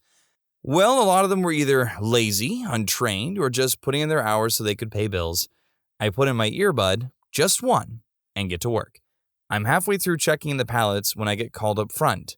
So I ignore it and continue. Then I get called in again. So I head up there and get yelled at by a new hire with a bad attitude to do your job and bag for me. The customer was a regular and we got along very well. And she told me that she was fine and could bag her own groceries. Between the customer and the fact that I wasn't having it, I walked away. I had 3 years and 2 ranks on her. So I didn't give half a crap and went back to my pallets. Then I get the newest hotshot manager who replaced the old hotshot manager who replaced the beloved manager who trained basically the whole store, in my face about having an earbud in on the clock, which is allowed as long as you have one ear free, and said I could be sent home and not come back if I wanted to listen to music. So I gestured to the pallets and said, go for it. These all need to be checked in and broken down. Have fun. I got to keep my earbud in. So I had that going for me, which was nice. What is something that happened at a sleepover which you'll never forget? My friend got an inappropriate text from his mom that was meant for her boyfriend. It specifically said the boyfriend's name in it, so I'm certain it wasn't anything weird. The look on his face and the graphic detail in the text was the funniest freaking thing I've ever witnessed. I couldn't fall asleep because I was laughing for hours. It's always fun to get those types of texts from people, but never when it's your mom. I feel bad for this person. We were all around 8 to 10 years old, and it's about 11 p.m. after spending all day with the birthday boy's aunt, his legal guardian. We were watching Wild Wild West when out of nowhere, one of the boys says to my friend's aunt, "You have great knockers." She said thank you, and we all continued watching the movie. That kid went on to be a Giga Chad. First time I ever saw spicy content was at a sleepover, and it totally blew my mind. I had no idea that there was a whole world of spicy possibilities beyond awkwardly touching my pillow. Hey now, the anime body pillow business is booming.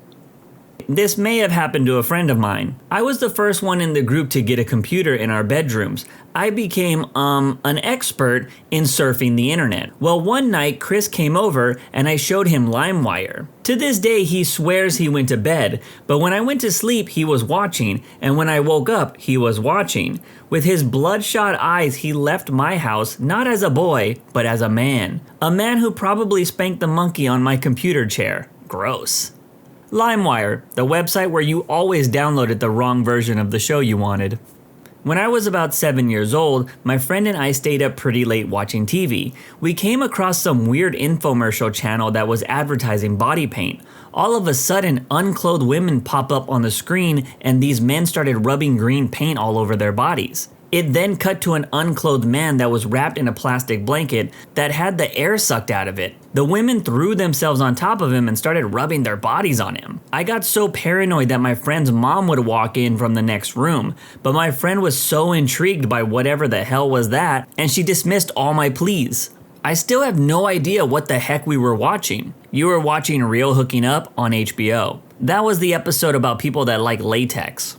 Dude, watching something on late night HBO was my first experience too. I just remember it being a hot Asian woman and I was like, wow! I was around 7 years old. I had a rich friend named Kevin who could afford all sorts of cool toys because his dad imported and exported them, along with a bunch of other goods. During one sleepover, he brought over one of these remote control fart boxes. Instead of playing with it, we hatched a master plan to sneak it under my parents' bed and unleash its power when they were going to bed. We waited for hours. Finally, when the clock struck midnight, we let it loose. God damn it, Alan, my mother said. But it wasn't over. We didn't spam it. We waited for them to settle and let it go again and again. Finally, we couldn't take it anymore. My parents had us cracking up, and my dad, as boisterous with his cologne as he is, realized it wasn't his butt. I used to be best friends with a popular girl at school, and our group of friends had sleepovers all the time. One night when we were 12 years old, I woke up all wet and she convinced me that it was really hot and we had just sweated all night. Then I started to think about the plastic cover on her bed and the frequent sheet changes, and it all made sense. She had peed the bed, and well, me too. Okay, not a sleepover technically, but more of a trip. My class went to a trip away and the boys slept in one room and the girls in another. Now, on one of the last days of this week-long trip, one of the boys in my class decided it would be a great idea for all of us to play together at the same time. So a group of 17 boys playing furiously in their sleeping bags was one of the most what the freak am I doing moments in my life, and that is a moment that I'll never forget. Also, at a school ski trip one year, there would be speed playing basically every evening of the week. I still don't know how we came up with this idea that finishing fast was the goal to aim for, or if it was really necessary to show the tissue as proof. But well, at least we had separate beds this time. In hindsight, the whole thing did feel less awkward than it probably should have. Bro, what? At our school, there was a big bunch of us guys. Not exactly all friends, but good friends who had other friends that hung out with them. An extended circle of about 40 mates. One guy, Stuart, was a bit dim. Not amazingly so, just slightly lower than average.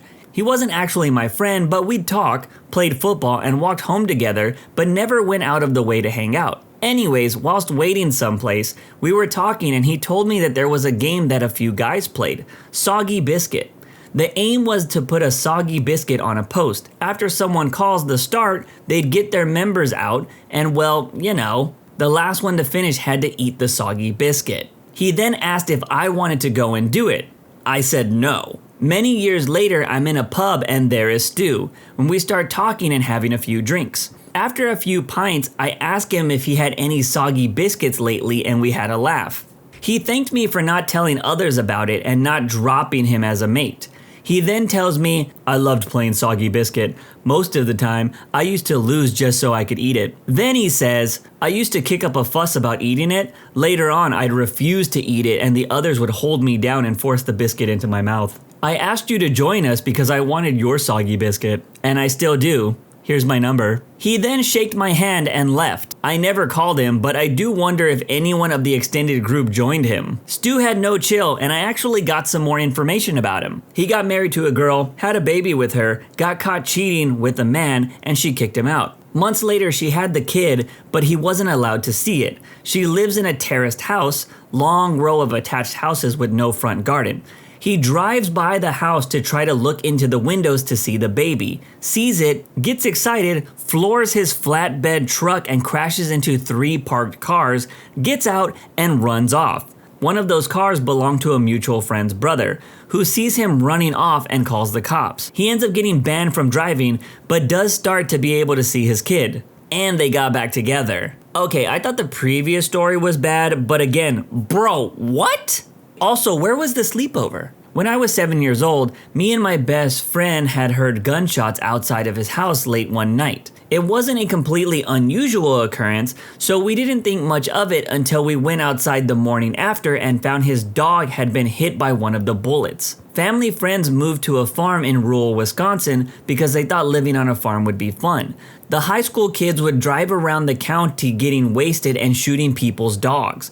Because, you know, country folk are normal people. Luckily, their dog only had their leg blown off. When they were finally caught, they had killed over 25 dogs and injured a bunch more. That's some psychopathic stuff right there. You think that's weird? When I was in the 8th grade, a new kid joined in the middle of the year. He was all kinds of awkward. He liked to wear pink shirts and talk about dissecting animals. Someone called him on his apparent BS and found out that he had been catching birds and squirrels to mess with. They straight up told the school on him, so they searched his house and found a crap ton of dead animals, including birds wrapped in duct tape, that were still alive when he did it. I just don't get how messed up people can get. I used to light popsicle sticks on fire and drop them in the tub. Real tough kid I was. Okay, well, I just want to say I hope those country kids got shown the country justice after hurting those dogs. As for that last kid, I'm pretty sure that's how the show Dexter started off. The serial killer, not the laboratory. When I was a kid, my mom had a friend who would always bring her son over to hang out.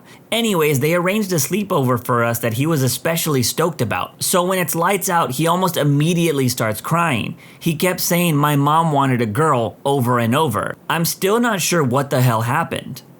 Staying the night at a friend's house with a bunch of our buddies, when we were all in our mid-teens. We're all sleeping on the floor in this large room, fairly spaced apart, almost zero light. The slightly older sister of a friend whose house it was had been flirting with one of the guys all night, and while we were asleep, she snuck into the room. I think I was the only one still awake. From what I could make out in the darkness, she crawled over to the guy she had been flirting with, slid under his blankets, and got on top of him and started doing stuff. He had the biggest grin on his face the next morning and would answer, "I'm just happy to be here with you guys," whenever asked. I was in preschool and was sleeping at a friend's house down the street with my sister. In the middle of the night, I woke up to screaming and glass shattering, so I got out of bed and followed the noise into the lounge room. His parents were screaming at each other, and when they saw me, the mother came running over and pushed me into the bedroom and shut the door. Not something I'll forget anytime soon. A friend's mom and her fella started doing the deed when they thought everyone was asleep. I wasn't. His mom thought she was being quiet. She wasn't, and being a 14-year-old boy, I could not help but, do the needful thing. Dude, I was over at my friend's for a sleepover one time when I was like 11, and his parents just started going at it in the bedroom next door. It's like 7 p.m., and they have like 6 kids, and they're all awake. My friend just looks at me and casually says, "Mom, please," and then goes back to playing video games. I actually had a similar moment when I had to apartment sit for my brother one time, and his neighbor was definitely having a good night from what I could hear. She sounded kinda hot too. When I was younger, I spent the night at a friend's house for her birthday. All the other girls were asleep, but I couldn't sleep. I was bored, so I went to the bathroom and started playing with her mom's makeup and hair care products. What's the worst that could happen, right? Well, I got a chunk of my coarse, curly hair stuck in a hairbrush. I could not for the life of me get it out.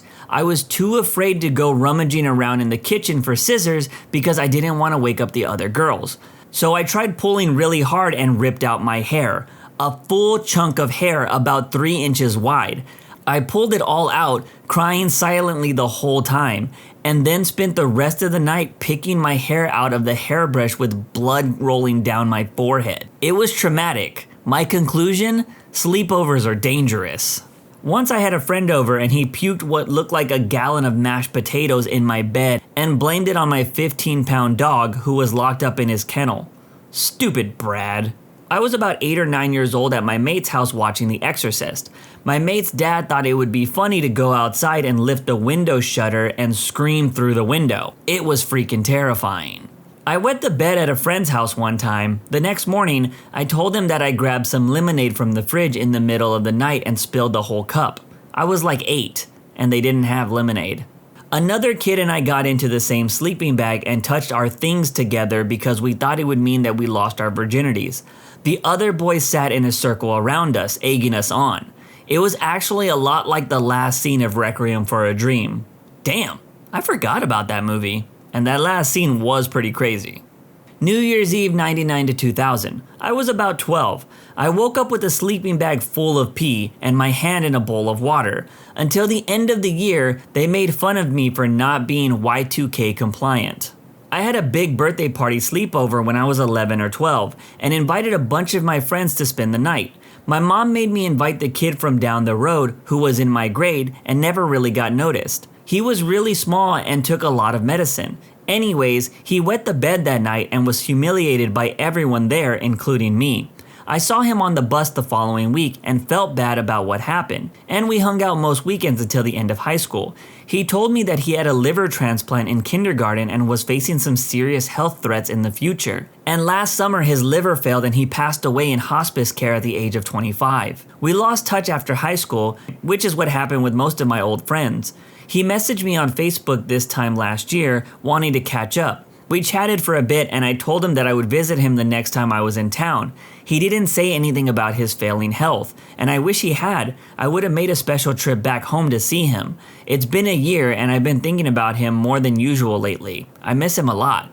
Man, that was a tough read. I always look back on those awkward friends or classmates that I had in high school and wondered if they had any medical or mental health issues. Not something you think about when you're young. Not particularly eventful or spicy, but when I was in middle school, my friend had a birthday sleepover with about 8 or 10 girls. Around 10 p.m., we decided to all sneak out and go TP some boy's house. We go and TP the house. Then we realize we are lost, and we don't know how to get back to her house. So we find the closest main road and just start walking down it. About 8 to 10 middle school girls in their PJs. So naturally, a police officer stopped us and asked what we were doing up so late. Must have been a really awesome cop because we make up some stupid story about looking for a lost cat. We all pile into the car and he takes us back to her house, where we ask him to turn off the lights and let us walk up. This is a true story, but you probably won't believe it is. I was staying the night at a friend's house when I was 8 years old. My foster brother was there too. My friend asks if we want to see a cool trick. We say yes. He lays down on the floor, pulls his pants down and lifts his feet up to his face. He's wearing tighty whities, but what happens next is so crystal clear in my memory.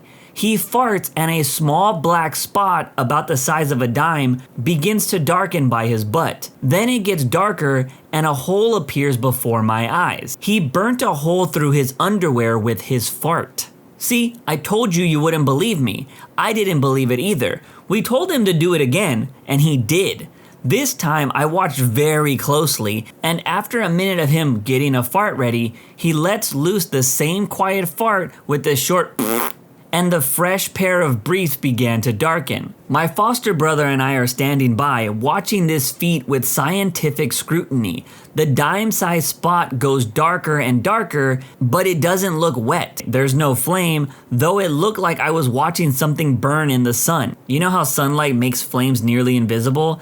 That's how this fart looked by the light of the bedroom lamp. So then the hole forms and all of this takes place in just 4 or 5 seconds. There is a little smoke, though I may have imagined it. The smell is like a fart plus hot rubber. My foster brother and I deliberated and requested a third demonstration. He says he shouldn't because his mom gets mad when he burns holes in his underwear. It's not aliens or ghosts or Bigfoot. It's a young boy with the ability to burn a hole through his cotton underwear with his flatulence. and I swear to God that it's true. Another odd thing was that his brother came in an hour earlier and offered us toothpaste. When we declined, he shrugged and ate a third of the tube in one squeeze. I'm sure I already said this a bunch this video, but bro, what? This one time, my high school friend jumped from a third floor and fell into a coma. We were having a guys' night, getting wasted, everything was normal. My friend and his cousin decided to light up some herb. My phone rang, and it was my friend's mom. She wanted to talk to him since his phone was out of battery. He was sitting on the couch and I was heading towards him with my phone in my hand. When he saw me heading for him, he freaked the freak out like he saw some kind of demon or monster or something, and ran to the balcony and just jumped. He hit his head on a tree going down and fell into a coma and was out for 2 years and a bit. He ended up waking up one day like everything was normal, but he ended up dying a few hours later due to organ failure. His parents blame me since they believe I was the one that handed him the stuff and all that, and that I was the one to blame for inducing the fear that made him jump. My conscience is clear, but what I had to go through to not be seen as responsible, police, family, his and mine, friends and colleagues, was hell. Damn, that's a crazy story, but am I the only person who had a childhood that didn't involve getting wasted? My best friend was a very tomboyish girl, and one time when I was younger, I was sleeping over at her house. This time, 2 of her attractive female cousins happened to be there for the evening as well. I forgot how it came up, but they started talking about how they had never seen a peepee, and were asking me to show them. Now, I was a very shy kid and raised by very conservative parents, so this took a little persuading. But after an hour of them asking, we went into her bathroom, shut the door, and I whipped it out. Man, this is definitely one of those Dear Penthouse stories. When we were about 15, my buddy stole some drinks from his parents and invited me over to drink it with him. When I got there, I had to take a crap, and was only gone about 5 minutes, and when I came back, he had drank almost everything. I called him a butthole and drank what was left, which actually got me a little buzz. We decided to watch a movie and I noticed he wasn't looking good. He then puked all over the floor. His mom was downstairs and I didn't want to get caught, so I started cleaning it up. But then he just kept puking, like 3 more piles. I got him to the bathroom and he looked at me and said, "Guess what?" I said what, and then he started peeing his pants and laughing like it was the funniest thing in the world. I got him back to his bed and he barfed again. This was like the 4th or 5th pile. I had only gotten 1 cleaned up so far. And not cleaned up very well, I was kinda wasted. He got out of bed and took his pee-soaked pants and underwear off and was looking for new pants. And that's when I decided I had enough. I wasn't going to deal with the barf and a naked person who was going to do nothing to help the situation. On my way out the door, I told his mom that he wasn't feeling well and left. When I got home, my parents knew that I was wasted and grounded me. His mom blamed everything on me and called my parents to tell them that I got her little angel wasted. Any parents that unironically refer to their kid as a little angel is usually a bad parent from my experience. Slept at a friend's house. Friend had a cat. Woke up with the cat sleeping on my face. I panic. Cat panics because I'm panicking. Cat claws my face. I have hated cats ever since. Screw head sleeping cats. I went to visit my aunt in Cali one year, and well, I crashed out on the futon. Come to find out, said futon was normally the cat's bed. At first, I flattened it out to a normal bed, but I kept waking up with this gigantic fat cat sleeping on me, or snuggled up so close I couldn't help but wake up. So I think, screw this time I just leave it on the couch. Had the weirdest dream I couldn't breathe and woke up in a panic to a 19-pound cat sleeping on my damn head.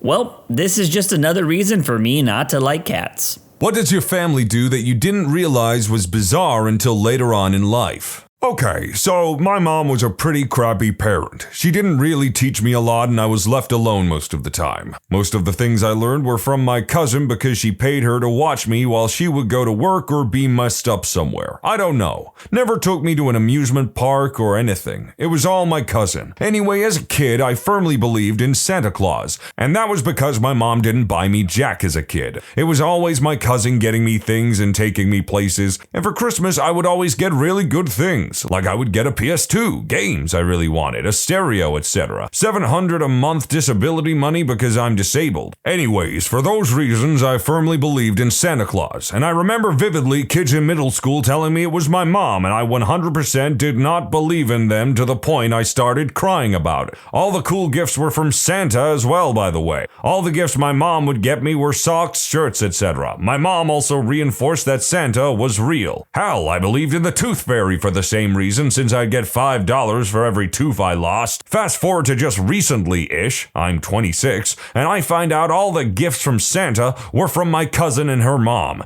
They would give my mom gifts for me every year, and every year my mom would take off the name tag and replace them with Santa. I even remember her telling me how specifically my cousin and aunt didn't get me any Christmas gifts while growing up. I feel like she felt inferior or something because my cousin cared more about me and got me expensive gifts. When I grew out of the Santa thing, I actually believed my mom got me all those gifts and was using my disability money for them. Cause like every year I'd get a ton of good stuff. It now makes a lot more sense. My cousin always knew what stuff I liked cause we liked the same things. I even remember the year I got a GameCube and how whenever I'd go to her house I'd want to play her GameCube to play Harvest Moon. And that Christmas, what game did I get with my GameCube? Harvest Moon. I never told my mom I wanted Harvest Moon. It was only my cousin that knew. So I fervently believed it was Santa that knew I wanted it through magic or whatever. Really bad that my mom did that to my cousin and her mom, but this isn't even the worst thing she'd done. I could write a book about how terrible a person she is.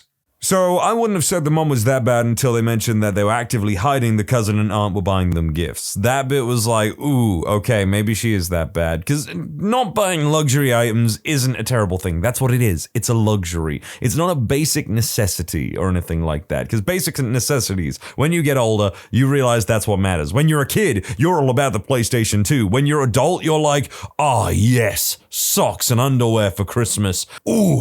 Maybe more context is needed, but yeah, it does sound like they kinda sucked.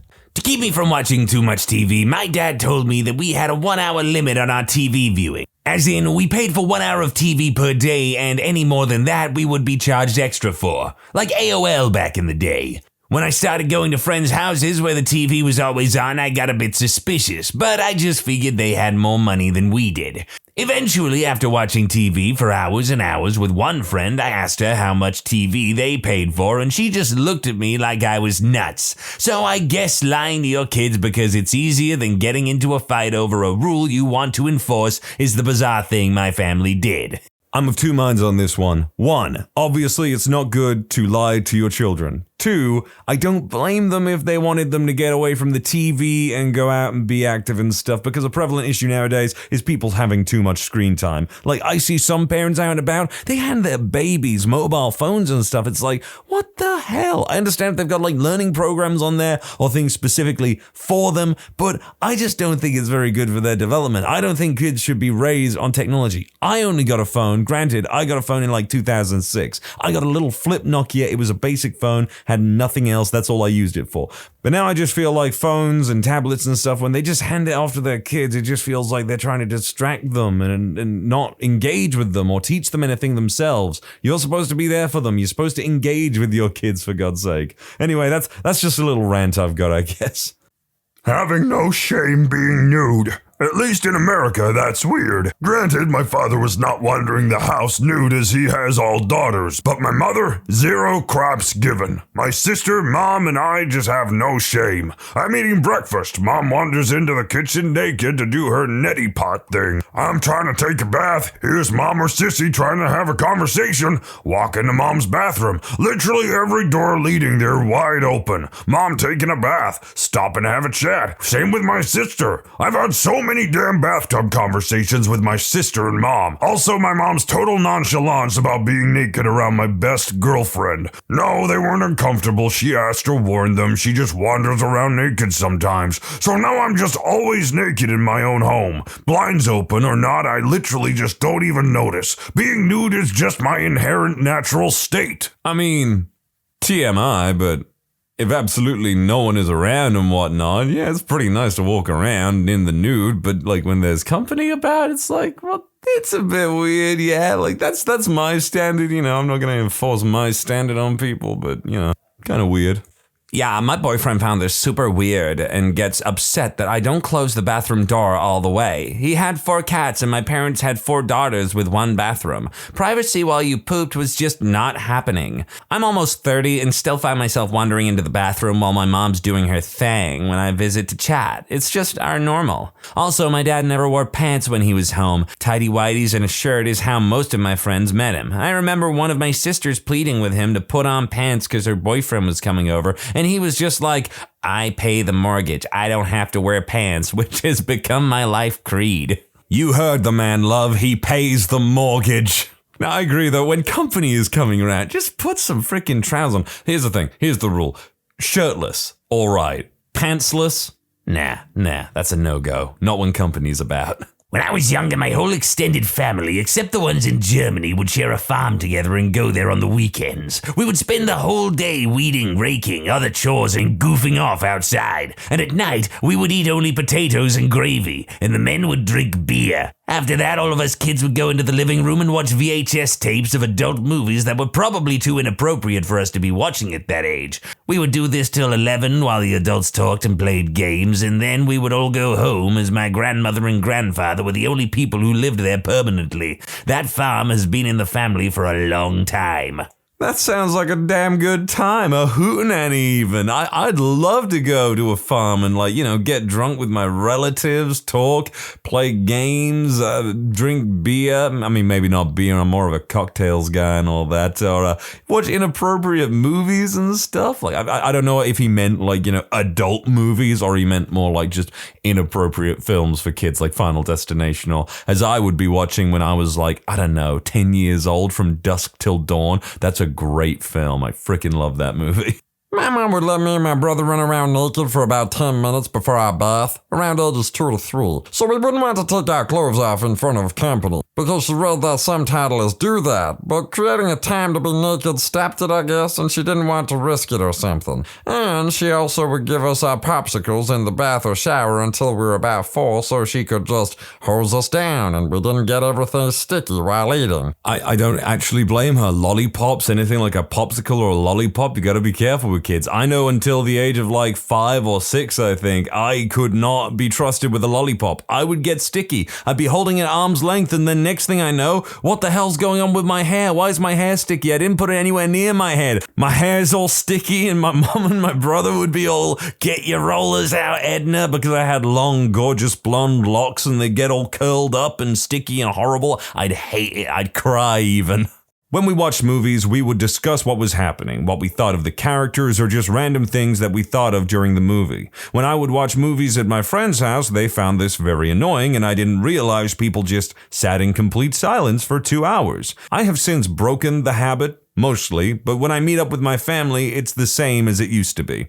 I also do this with very specific people that are down for it. I have a friend who I watch a movie and a bunch of anime with on weekends and stuff. When we have the time, we get together, we just watch random stuff. We've been watching Back to the Future. We recently watched Homeward Bound, which was a lot less sad than I thought it was gonna be. He wanted to make me cry. And we just comment on things, make jokes every now and then. It's just a thing that we do. Otherwise, though, I am perfectly fine to sit in complete silence while watching a film. Cult stuff. I didn't know it was a cult until I became an adult, grew up in a Christian group. They had their own church and school. I wasn't allowed to talk to people from outside both church and school my whole childhood. Even neighbors I got in trouble for. This is the kind that teaches you homosexuality is evil, Pope is evil, Obama is evil, Trump is evil. Hell, I got a detention for using female hair products because it was gay, and that was 2011 in Canada. It was crappy, I guess, but the time I tried to self-delete with a bottle of whiskey, my parents' response was to ground me for life because I went and partied. I told them why I did it. They sent an elder from the church to talk to me, and the grounding remained. They had their own business too, so at 16 you'd work and get paid normally for the church folk. Being an adult, I left, but I had no clue just how sheltered it is, and how crazy sheltered I was as a kid. 20 is when I got away, and it was like this magical adventure world where nothing was like it was supposed to be. That sounds like utter hell, and although this was about Christianity specifically, I want people to remember no matter what part of the political or religious spectrum you are on and what you believe in, if you are too dedicated to a specific ideology in which you put it before the people around you, the people that care and love you, you're going to taint, corrupt, and hurt those around you, and probably just ruin any impression that people have of you and what you believe in, and that goes for everyone.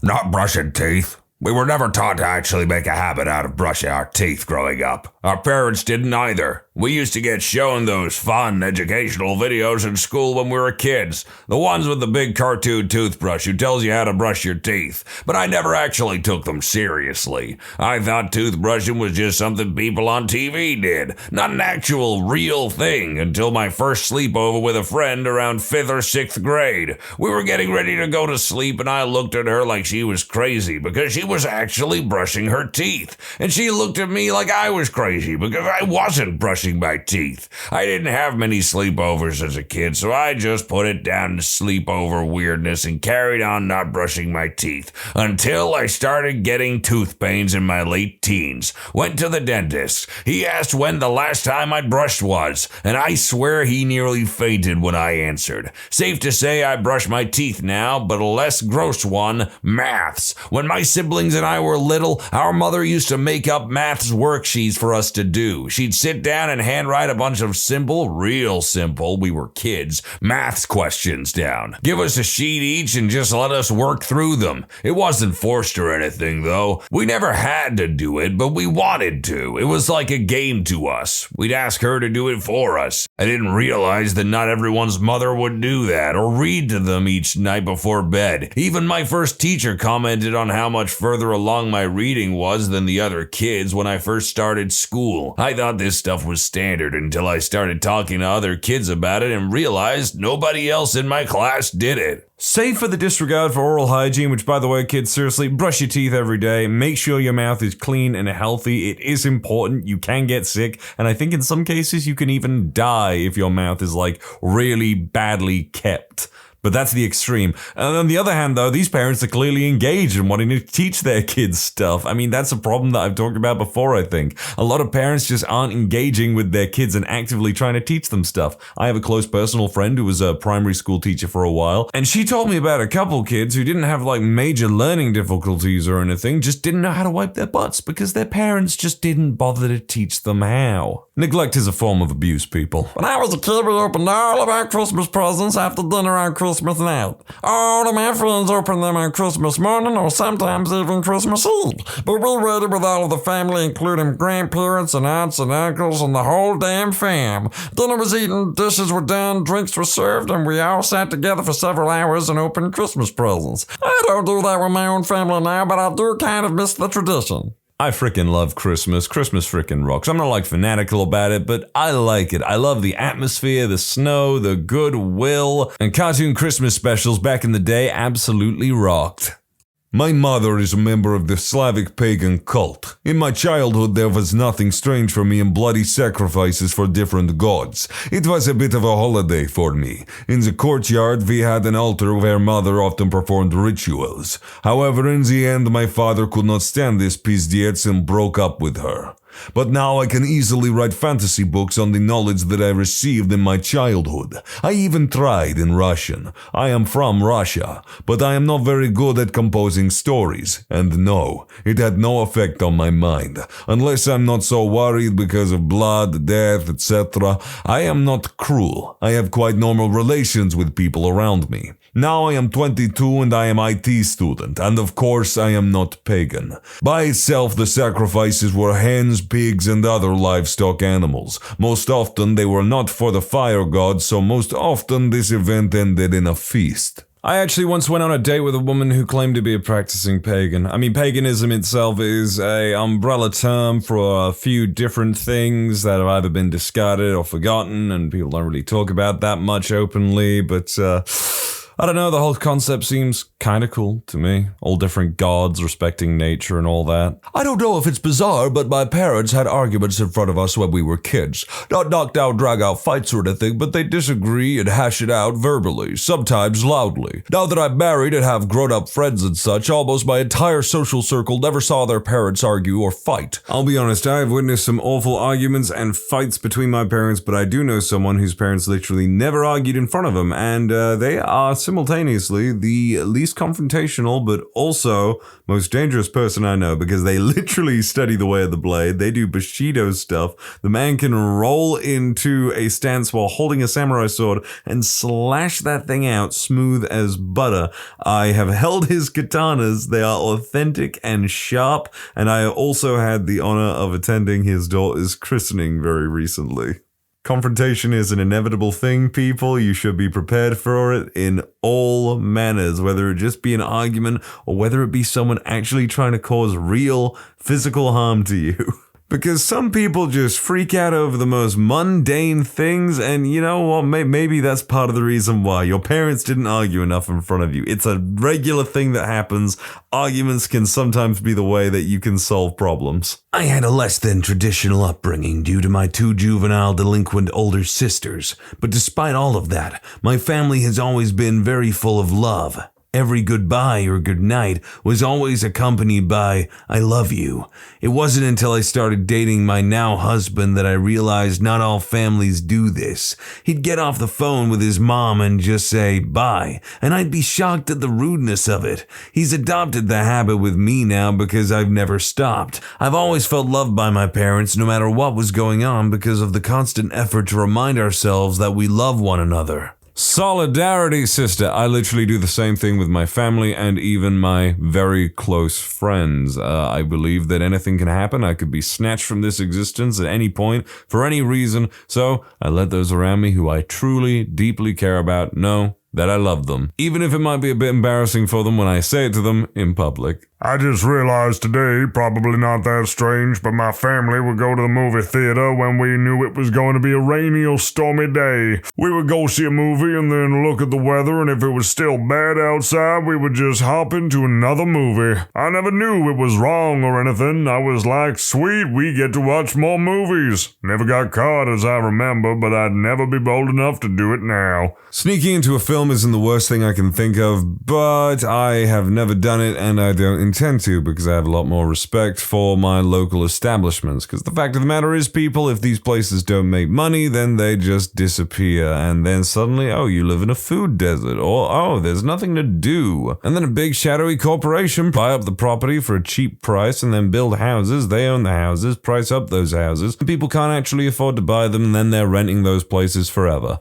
Men were considered inferior and violent. We weren't allowed anything resembling a weapon, including army men. Weren't allowed violent toys, no sugar, very rarely allowed time with friends. Most mornings I'd wake up to find I was grounded for one reason or another, along with my brother, and we were locked in the room all day. Food and water twice a day, bathroom at the same time. No blinds or curtains, no beds. We were allowed a mattress. If we were allowed outside, it was to do chores, usually the more physical ones like weeding or picking up rocks. I still have panic attacks if I feel trapped. When I stayed in the hospital overnight last year, they were kind enough to help me walk around so I wouldn't stress out, but it was a bloody awful experience. Anyway, I assumed all families were absolutely horrible and this was pretty normal until I actually spoke to people about it.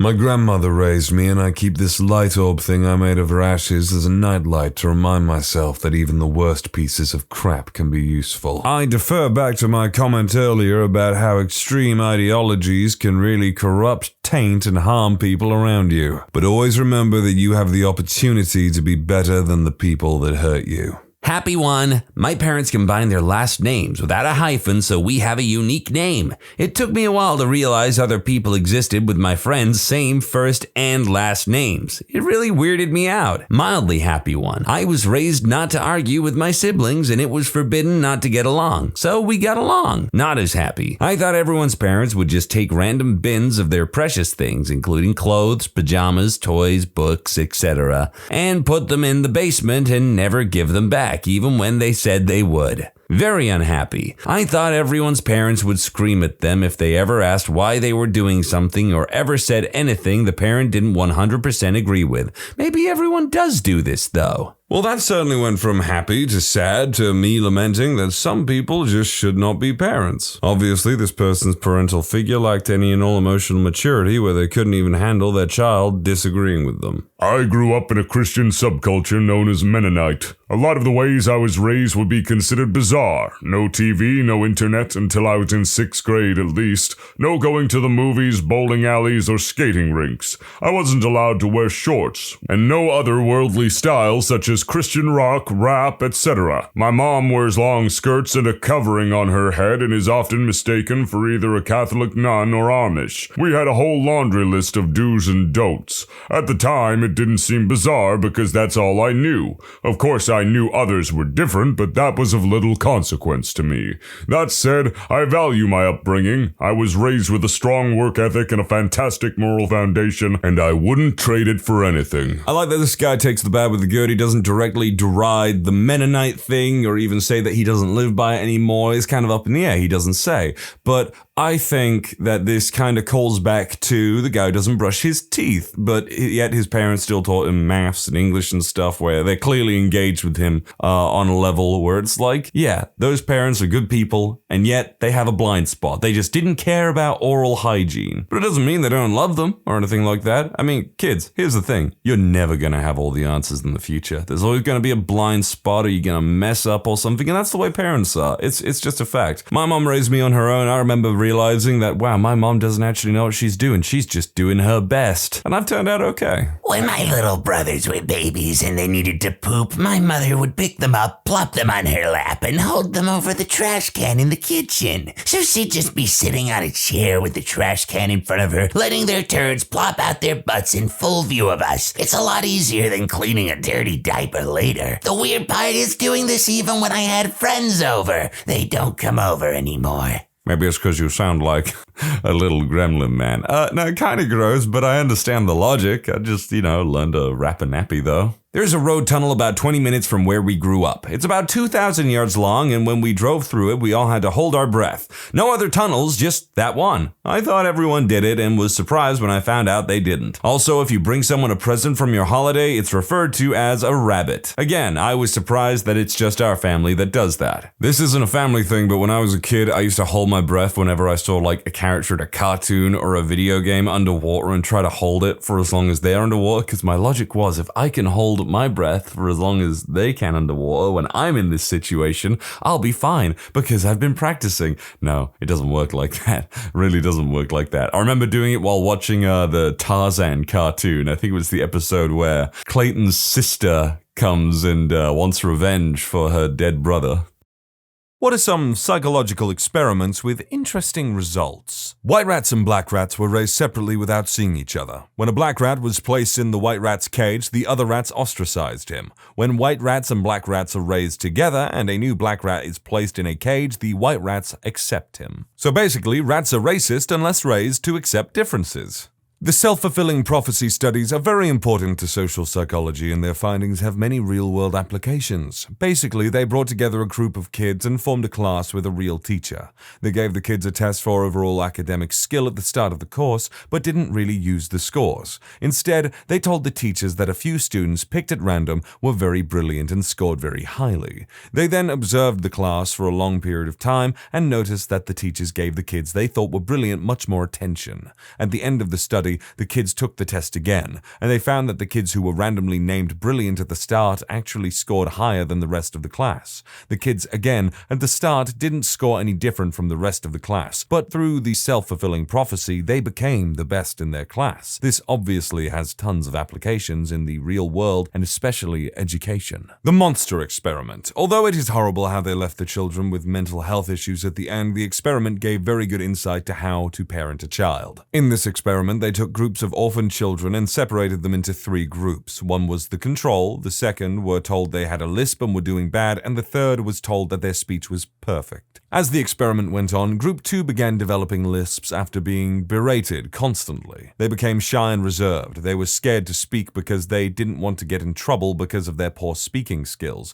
Group 3, however, had the opposite happen. They spoke better, they were more willing to improve, they were encouraged to keep speaking and told that their speech was amazing and perfect. By the end of the experiment, they had one group with no change, one group with now mentally ill children with a speech impediment, and one group with great speaking skills. It truly shows that encouraging children is the way to go, and that verbal abuse can be just as, if not more, harmful as physical abuse. All things in moderation, as they say. I think any excessive amount of abuse or even nurturing and confirmation or whatever can be bad for anyone growing up. Because on one hand, you get people who grow up into quivering leaves of human beings, and that's unfortunate, but you can grow out of that. And then you have people who just become egotistical or maybe struggle to accept objective facts and maybe don't like it when people disagree with their more subjective opinions. The Monopoly Study by Paul Piff. He basically brought two strangers into the lab together and had them play a game of Monopoly together. He randomly assigned one participant to start the game with twice as much money than the other, and that participant also got to roll both dice to get around the board, i.e., the other participant started with half the money and could only roll one dice. At the end of the game, when he asked the participant who started with more money why he won the game, they would chalk it up to their excellent strategy and gamesmanship, rather than the fact that they had started the game with way more resources. It says a lot about how we deal with being born into a privileged state. I am skeptical as to whether or not you can actually equate real life and a game of Monopoly together, and whether or not people would be that blind to their advantages.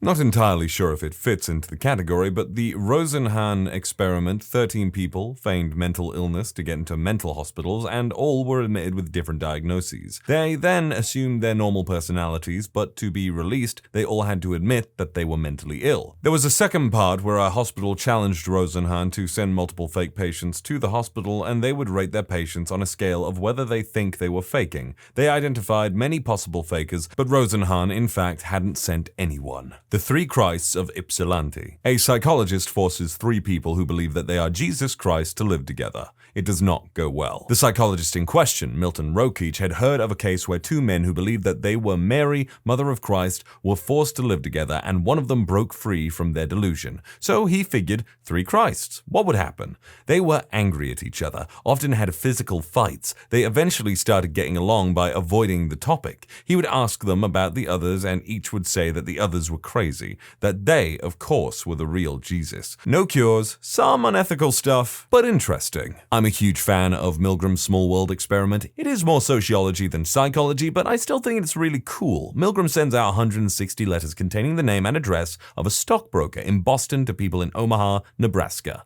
They had to send it to someone they thought would get the letter closer, but they couldn't mail it directly to the stockbroker.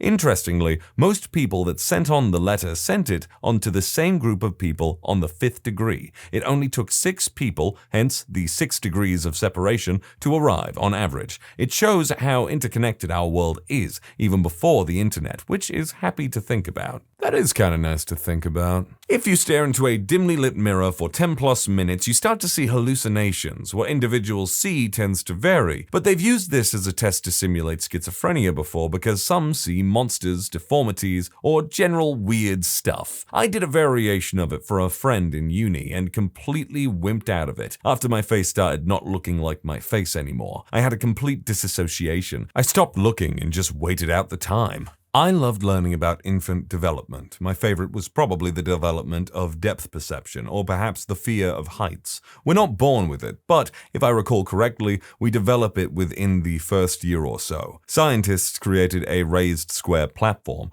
Half of the floor was wood and the other half glass. The actual surface of the floor, 1 meter or so below, was white with red polka dots. At varying intervals of age, the babies would be brought in and placed on the wood end and encouraged to crawl to their moms, who is standing at the glass end of the platform. In early infancy, babies crawl over there without giving a crap. At some point, though, they stop at the point where the wood meets the glass, or plexiglass, maybe, showing that they recognize the difference in height and the fear of falling. Babies' brains are pretty frickin' cool. It is definitely interesting to watch something that has low intelligence or self-awareness slowly gain more of it over time. You know, it's the process of how having a kid and everything is interesting. Reconsolidation. When you retrieve a memory from your long-term memory, it is susceptible to being manipulated. This can lead to memories being totally changed from the source. This is why eyewitness accounts cannot be fully seen as true. This knowledge is also being used to help people with PTSD by changing the negative memories they have of their particular trauma. The influence of the color red in sports. Judges were shown a video of a Taekwondo match and awarded more points to the red competitor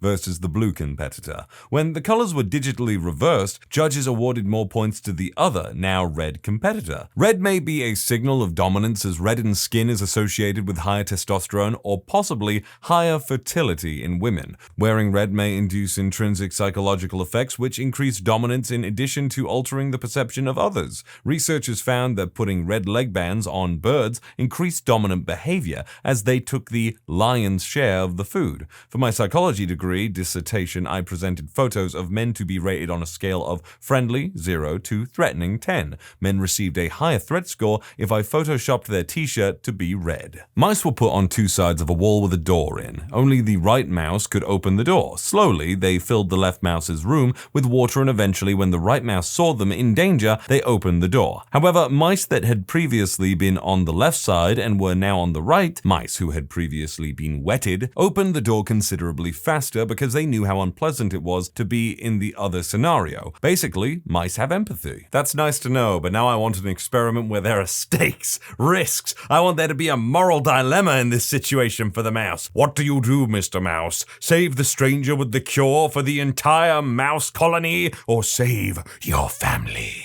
I just recently heard of blind-sightedness during one of my cognitive psychology classes. Basically, the area of the brain that processes what our eyes see is located at the back of the head, just where your skull starts to get smaller, towards your neck. Because of this, if you hit your head back there quite often, everything will go black for a moment before sight returns again. Sometimes, though, following severe trauma to this area of the brain, like after falling off a ladder onto a curb or something, a person is never able to see again.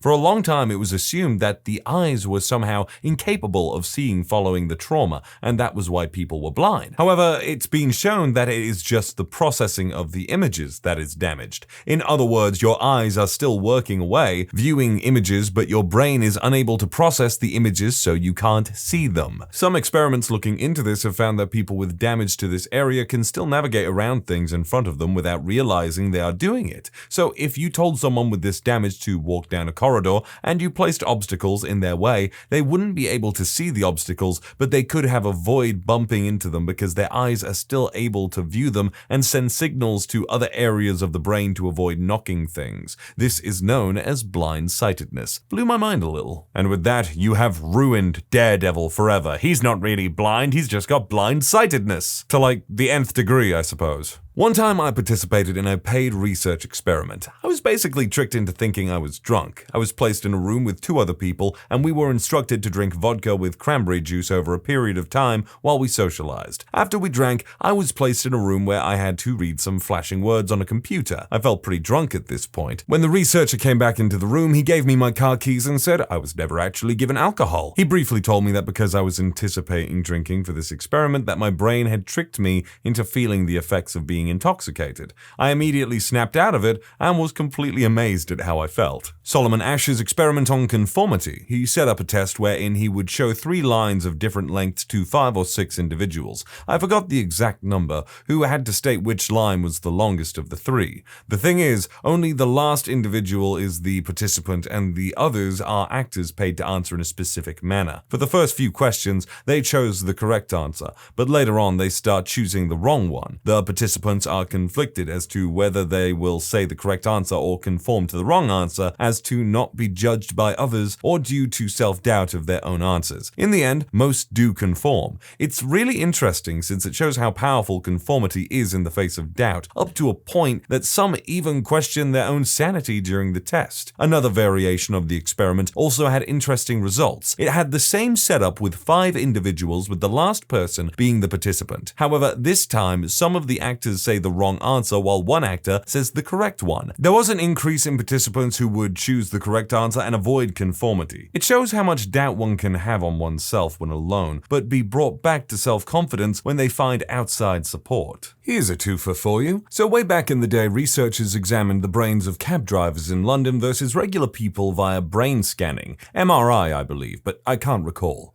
They found that the cab drivers had cognitive advantages over regular people and also had a larger hippocampus, the area of the brain primarily involved in memory storage and recall. And just the other year, researchers investigated the effects of video games on cognitive decline. They had older people either play Mario 64 or Mario Galaxy, took virtual piano lessons, or they did nothing. This lasted 6 months. The researchers measured brain size before and after the experiment began. They also gave the participants a test on their short-term memory and cognitive functioning before and after the experiment as well. Mario group increased gray matter in the hippocampus and cerebellum, improved short-term memory and cognitive functioning. Piano group increased gray matter in the dorsolateral prefrontal cortex and cerebellum, no change in cognitive functioning. Control had no significant change. The authors believe that it was because the participants had to learn and navigate through a virtual world in order to beat the game that they wound up developing their short-term memory. The results were similar to those found in cab driver research. Mario doesn't provide players with an in-game map the way Call of Duty does, so they have to develop an internal cognitive map of the virtual world in order to get around it.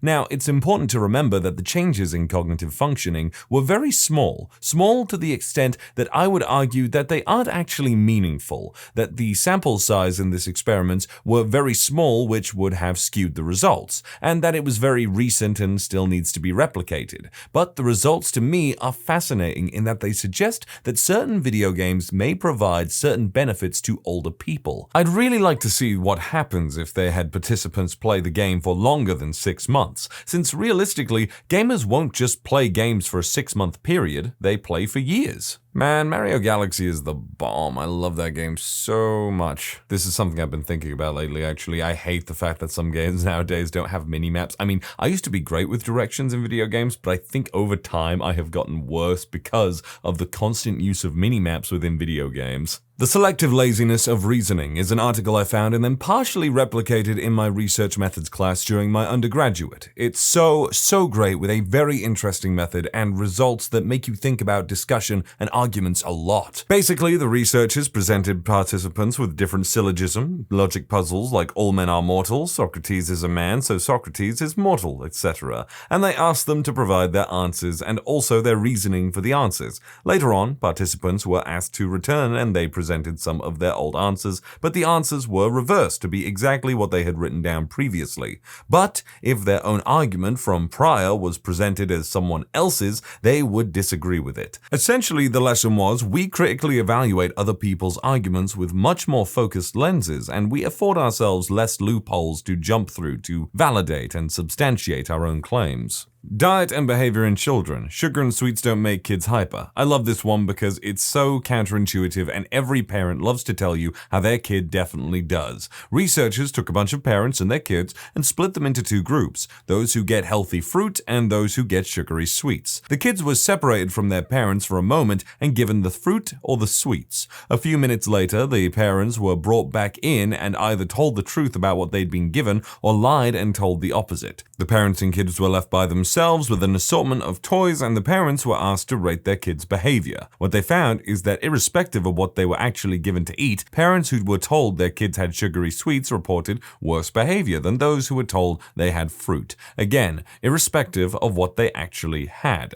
The interesting thing is that when you actually looked at the kids' behavior, they really were misbehaving, generally being more inclined to screech, throw toys around, or ignore instructions. Turns out it's actually the parents' behavior that determines how the kids act. The same study has also been done with sugary drinks versus water, same result. Another interesting experiment is the Loftus experiment of fake memories and the power of suggestion.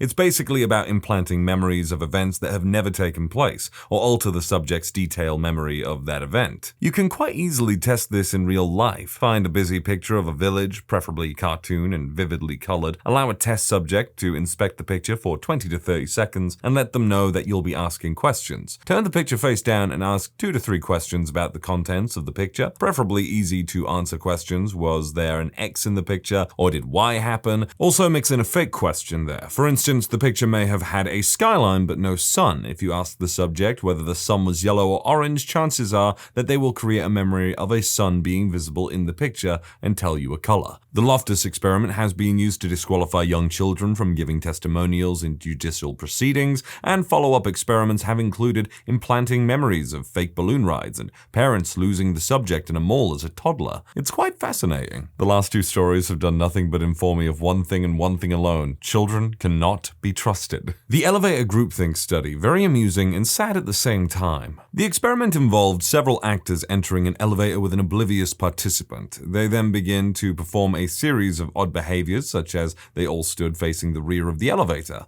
Inevitably, everyone else who got on ended up also facing the rear so as to not stand out from the rest. The study demonstrates how easily people succumb to group pressure to behave in a certain way. I don't think these ones are that good in that these events are happening in a vacuum in a very specific place. So if I saw everyone looking the back end of an elevator, for example, I would assume that maybe it's one of those elevators with 2 doors and that everyone else has used it before, especially if it's an elevator that I've never used before. If it's one that I had used before, I'd probably be stood there being like, what the hell is everyone doing? Research into where morality comes from. They asked people taboo questions like, a brother and a sister are alone in a cabin in the woods one night. They are both over 18 and decide to make love once, as they think it will strengthen their relationship. The sister is on birth control and the brother wears a condom just to be safe. Is this act wrong? Or another question was, a woman is cleaning her house and has no rags, so she finds an old American flag, tears it up, and uses it to clean her house. Is this act wrong? They created stories like this to give an initial reaction of disgust. They would then ask the participant to explain their answers. Most people couldn't give a good answer, only saying it feels wrong. They then went further and the interviewer would try their best to change the participant's mind, saying things like, well, no one saw, no one got hurt, etc., but participants wouldn't change their original response. The conclusion was that people make intuitive, emotional, split-second decisions all the time, and the reasoning, logical portion of the brain tries its best to explain the decision, but cannot change the initial decision. See The Rightful Mind by Jonathan Haidt. Subjects were tested for introvert versus extrovert personality types. Prediction was that when placed in a sensory deprivation chamber, the introverts would be able to handle it easily while the extroverts would not. Exactly the reverse was found. Introverts became agitated quickly and performed all manner of self-stimulation. Extroverts quickly went to sleep. What the findings showed was that it's introverts who are the sensation seekers, needing stimulation from the outside world. Extroverts create their own internal sensation and project that out to the world. Oh man. I'm such an introvert. Base rats. You probably know that if you drop a cat upside down that they'll right themselves and land on their feet. Rats have this reflex too. Even baby rats have this reflex. However, slower, which is tested by dropping them upside down in a tank of water. The baby rats will flip themselves upright as they float down through the water before they are scooped out and dried off. It was assumed that all reflexes are innately coded for in their genes. A group of researchers from the developmental psychobiology field didn't believe in this idea of innate reflexes. They believed that reflexes are learned through non-obvious experience. The researchers took a newly pregnant rat and sent her into space. The rat gestated the babies in space and was brought back to Earth just before giving birth. The baby rats were born on Earth in the lab. When the baby space rats were tested for the righting reflex, they didn't show it. They just floated through the water like they didn't know which way was down, because the baby rats didn't have experience with gravity in utero. They didn't learn about gravity and didn't develop the innate reflex. Therefore, other reflexes may be just as experience-driven as this one. Teachers, what do you know about your students that they think you don't know? I have never understood how students think if they lower their volume by 2 notches we suddenly become deaf. It's an enclosed space with 15 to 30 other people. If I don't hear it once, it will probably get repeated and I'll hear it again. I think the issue is students think we have so much on our plate with a lesson that we're in a whole other world. But really, this could be the 3rd or 4th time I've done this lesson this week, or even the 20th time in my career. When everything is basic rehearsal, you can zone out into other conversations pretty easily. I know who the loose girls are, the illegal substance dealers, the gang members, and when the fights are going to occur. I know each administrator has about 5 fake social media accounts and keeps tabs on what everyone is saying, and by Monday I will know what shenanigans you got up to over the weekend. I also know how to get out of going to the rally, which narc will look the other way and let you ditch class, and where people do the illegal substances on campus. I know that during lunch some have SX in the bathroom next door to my classroom, but they use protection. I've seen the used condoms on the floor, and by the end of the first month of school, I know when you're lying and I know when you've had a crappy night at home. I know who has crappy parents and who has no parents. I know of one of my students who sometimes sleeps on the park bench and a few who are abused. I know several who take care of their siblings. I know of learning disorders and mental disorders. I know how much you have the capacity to handle and know that math is not the most important thing in the world. My 8th graders call me Miss B because for some reason they can never remember or pronounce my full name. One of my classes has started calling me Miss Booty. When I hear them using it with each other, I pretend that I heard my name and ask if they need any assistance in the most chipper and obnoxious teacher voice possible. It's nice to see them jump when I respond. It's also nice to take a break from overhearing disgusting, prepubescent, school bathroom, counter, nasty business, bus ride, BJ horror stories by dropping in on the Pokemon conversations that spring up every now and then from the quiet kids that are probably even bigger weirdos. As the daughter of a teacher, you just learn things about students you never repeat, and you learn things about other teachers. My mom teaches special education, and she is bound to secrecy about everything, and she doesn't let up on it. But I hear other teachers talk about students like they're garbage. They talk about the parents, they even talk about each other. Teachers are the worst gossips. You want to hear some crap? Just stay after school. I teach at a public university. For something like 8 years, I've been sitting in on the first day of class every semester, quietly dressed like a student. Every now and then one or two of them catch on, but most of them are clueless. They start talking about how they haven't done the homework for the first day, or how they've looked me up on Rate My Professor, or why I'm such a tool and late on the first day. I hear about being high or drunk or hungover that morning. I usually wait about 10 minutes when they're thinking of leaving before I stand up and start class. Maybe it's because I'm English, but I've discovered how hard it is for me to say a word like start and then follow it up with class, start class, but rather I go start class because obviously they sound more similar. I only bring this up because I'm sure people have maybe noticed that sometimes I deviate between something like grass and grass, bath or bath, and start and class. God, I'm all tongue-tied now. Middle school teacher here. When you put your hand in front of your mouth to talk to whisper to a friend, I can tell, and your voice isn't nearly as quiet as you think it is, so I can hear what you're saying too. When you're staring at your crotch and giggling every once in a while, I know you're texting or on social media, but sometimes I don't say anything because that's the only time you're not disrupting the rest of the class. When I do take your phone away until the end of the day, I hand it over to the dean who checks all your texts and social media accounts you're logged into. We bust your friends by checking who you're texting during school hours and email their teachers so they can just coincidentally notice their phone. When you're out for a family emergency for a week and come back with a tan and a tourist t-shirt, I know you're lying, especially when this is the 3rd time in 2 years your grandmother has died. Seriously, please come up with something that doesn't insult my intelligence quite so much. You did understand your homework, you just didn't prioritize accomplishing it. The kids that didn't understand but tried used the 20 different tools I provided to assist you with it, and brought it to me before or at the beginning of class, not when I asked you to turn it in. Also, the dean and counselor fill me in on all your behavior and home issues. The nurse, who really is supposed to keep your medical issues private, is the biggest gossip in the school. Last of all, when you screw up and I have to call you on it, just acknowledge and or apologize. I don't want to reprimand you or correct you any more than you want it, but it's part of my job. It's annoying to call your parents and fill out the paperwork when you screw up big. I won't turn it into a big deal unless you escalate it to a point that I have to do something about it. Well, based on the information that this person is giving, it sounds like this school has it on lockdown. I mean, it seems kind of invasive in some ways, but like they said, you're not supposed to have your phone out in class. I used to be in IT, but had a very messy divorce a couple of years back, and I now teach English in international schools in Japan. We all have school-issued computers with a integrated social network, and I can see all of the messages that the students send, even the private ones, to monitor online bullying, and I am not to let anyone know that I can see students' private messages. I got curious and started spying on them full-time. I learned about a couple of serious relationships between my class and one heterosexual and one homosexual, as well as learning that one of my students has a serious crush on me. Another came out of the closet, but everyone knew already already, and then ended up dating a classmate. One girl went completely MIA, and all of us, including me, assumed she had deleted herself. I started getting strange emails about her death, but it turned out she had simply moved away, and all of the kids knew I was spying on them.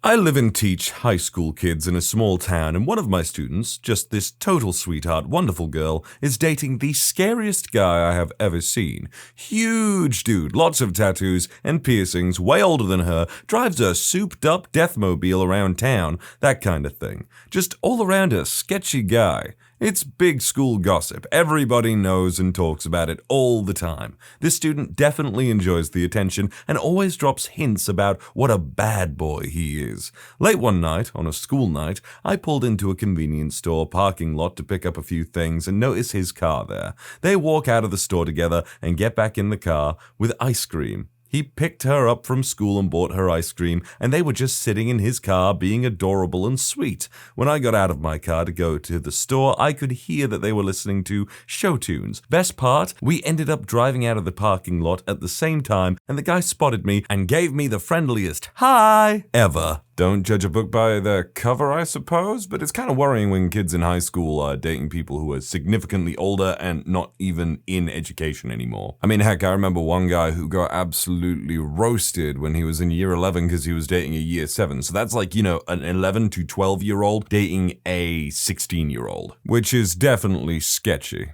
Middle school teacher in a pretty rough school here. I know about their parents, illegal substances, unemployment, or legal problems from data our school is given, and from the parents outright telling me during phone calls or meetings. It's crazy and kind of trustworthy what the parents offer up to me. I've had them tell me, and the school counselor too, that so-and-so cousin was murdered in front of them last week, that's why they've been gone, or there's a lot of kids being bad touched. One kid I recall finally had enough and pulled a gun on his dad, after being molested for probably years. It's hard to get them to work diligently after that. I also can't tell certain kids that their moms, who probably are just a few years older than me, made a pass at me before they knew I wasn't single. I'm a swim instructor, and I know if my students play the piano. How? Well, they swim their front crawl with piano hands until I correct them. What are piano hands? Piano hands are when the index, middle, and ring fingers are together but the thumb and pinky are extended outward, a good habit for someone who might need to hit a high or low note.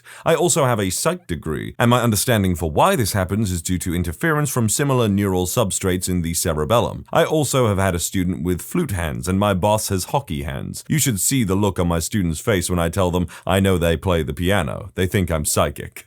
I used to work as a substitute. I learned more than I ever wanted to about the kids I taught. More often than not, I wanted to switch from whatever lecture I was on to one about the concept of plausible deniability. You want to talk to your buddy about how much devil's lettuce you smoked and how many loose women you got with? Great, do it somewhere else. I'm required to inform security and the office about that stuff. Yes, I will still do it even if your cousin is a gangster and will pop a cap in me. Kids in juvenile detention schools just have no sense of plausible deniability. We'll call him Ted. We had a food drive last semester before Thanksgiving for about 2 months. We made a huge basket of canned food, things to make pies, stuffing, sides, bought a turkey, and as a staff voted for what students' family needed it the most. We all agreed that Ted's family, without question, needed it the most. A teacher had to pay for his uniform early on in the year. So he was told close to Thanksgiving by administration that someone would be delivering a basket to his house that afternoon. I guess he was overwhelmed and didn't ask questions then, because he came to my class and asked me, "Is that the food we've been raising for poor people?" I didn't know what to say. I said, "Some of it."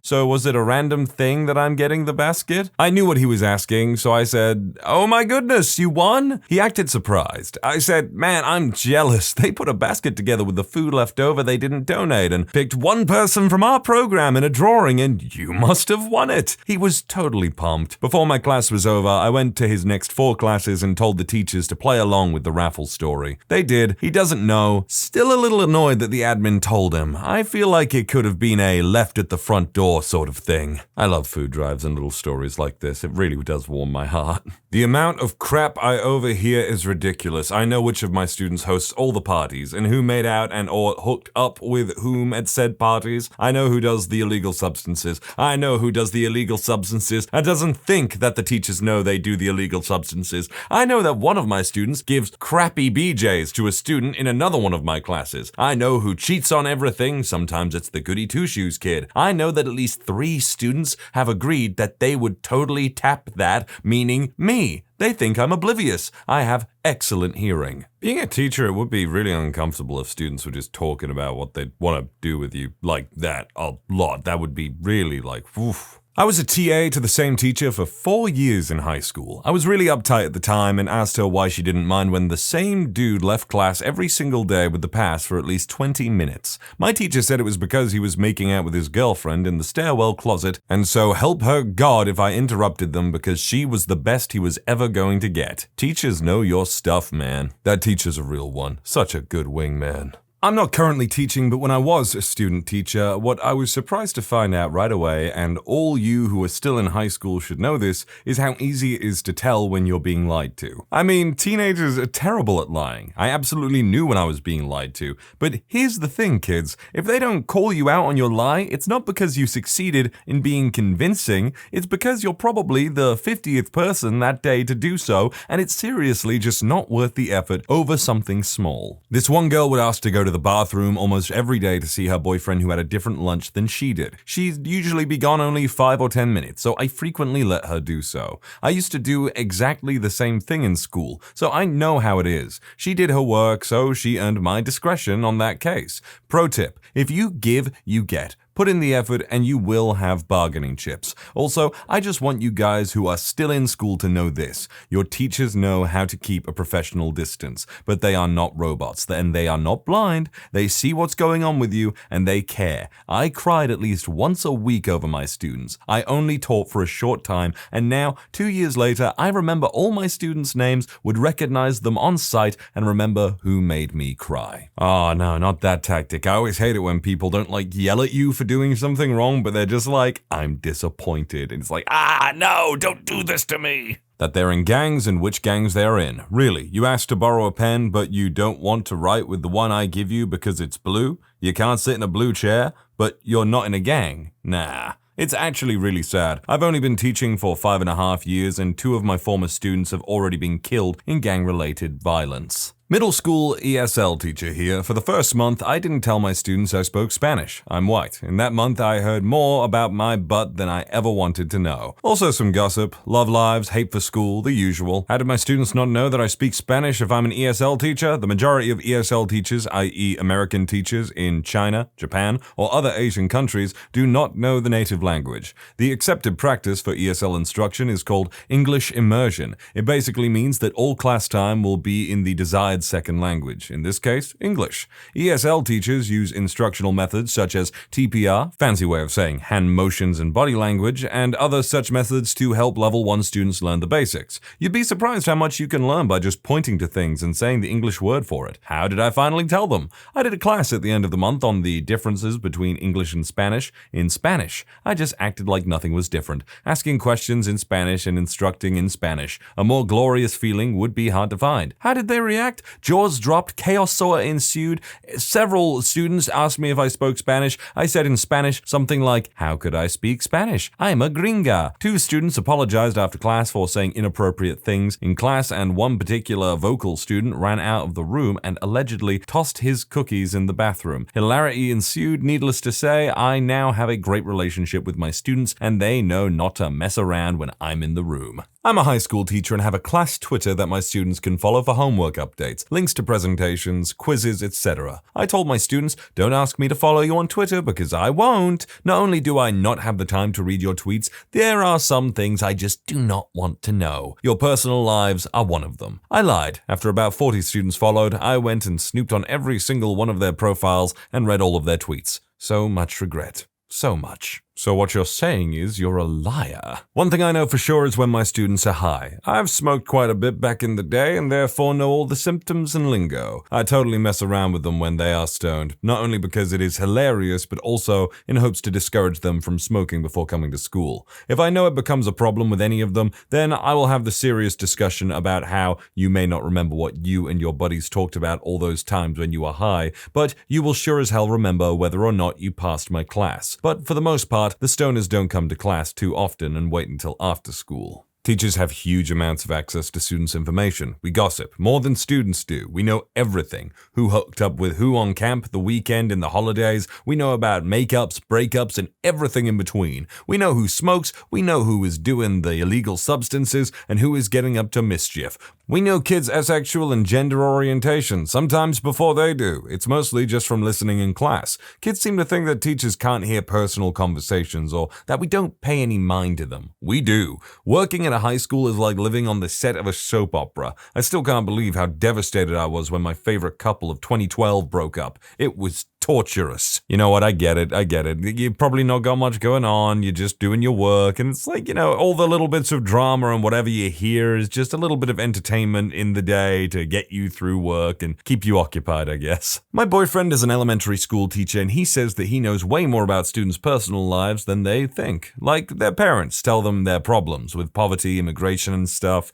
Meanwhile, some of the kids are like, I went to Cabo for summer break, or parents' private jet, and he's just like, awesome. Why don't you write a journal entry about it? As a student, I was close with the student teacher at the time. I liked a boy and he told me not to go for him because he had gotten in trouble before with child smut and illegal substances. No idea how he knew that. That does sound like the kind of thing that people would need to be notified about. I mean, I know someone who actually worked in care and they had to, they were offered the job to escort someone who had at one point molested a child, and because they were special needs, they needed someone to go with them to college. And this person in question, who I know, after being informed about what the dirty diddler did, they outright refused to do the job. I'm pretty sure something as severe as anything to do with children, a crime like that is going to be told to anyone that has to deal with them on a regular basis in a professional manner. When I teach undergrads, it's painfully obvious which ones are dating each other, even if it's a secret. I recently taught a required course for freshmen,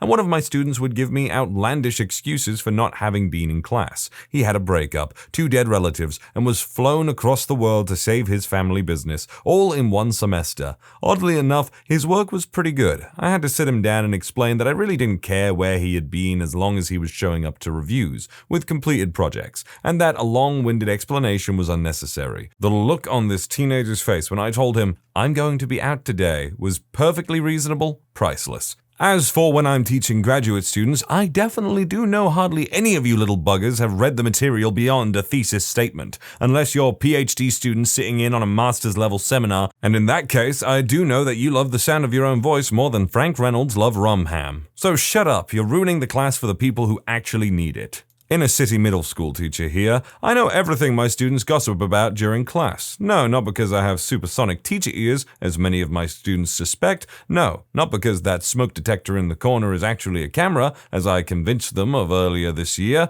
It's because kids can't whisper worth a damn. Also, privacy settings. Seriously, kids, use them. Not to mention, those kids I had in class 2 years ago who come by my classroom to visit and make small talk every day after school. Yeah, they keep me more in the loop than most of the students. Sometimes it pays to be the cool teacher. But how sad it is when the cool teacher eventually grows up or gets promoted and then becomes the regular teacher. I understand your jokes. I just pretend that I don't. When I was a student, I would marvel at how my teachers could fail to understand the brilliant asexual innuendo I would use that would have my classmates snickering while they, the instructor, looked on without comprehending. Now I hear 18-year-old girls in my class make the same kinds of comments, and as a 36-year-old dude, my brain immediately begins flashing warning lights and sirens. So I play really dumb because I'm just not going to go there. And that is probably, honestly, for the best. High school teacher here. Regarding students' personal lives, it's very much a need-to-know basis. I don't really give a damn that you party on the weekends, get high after school with your buddies, or anything like that.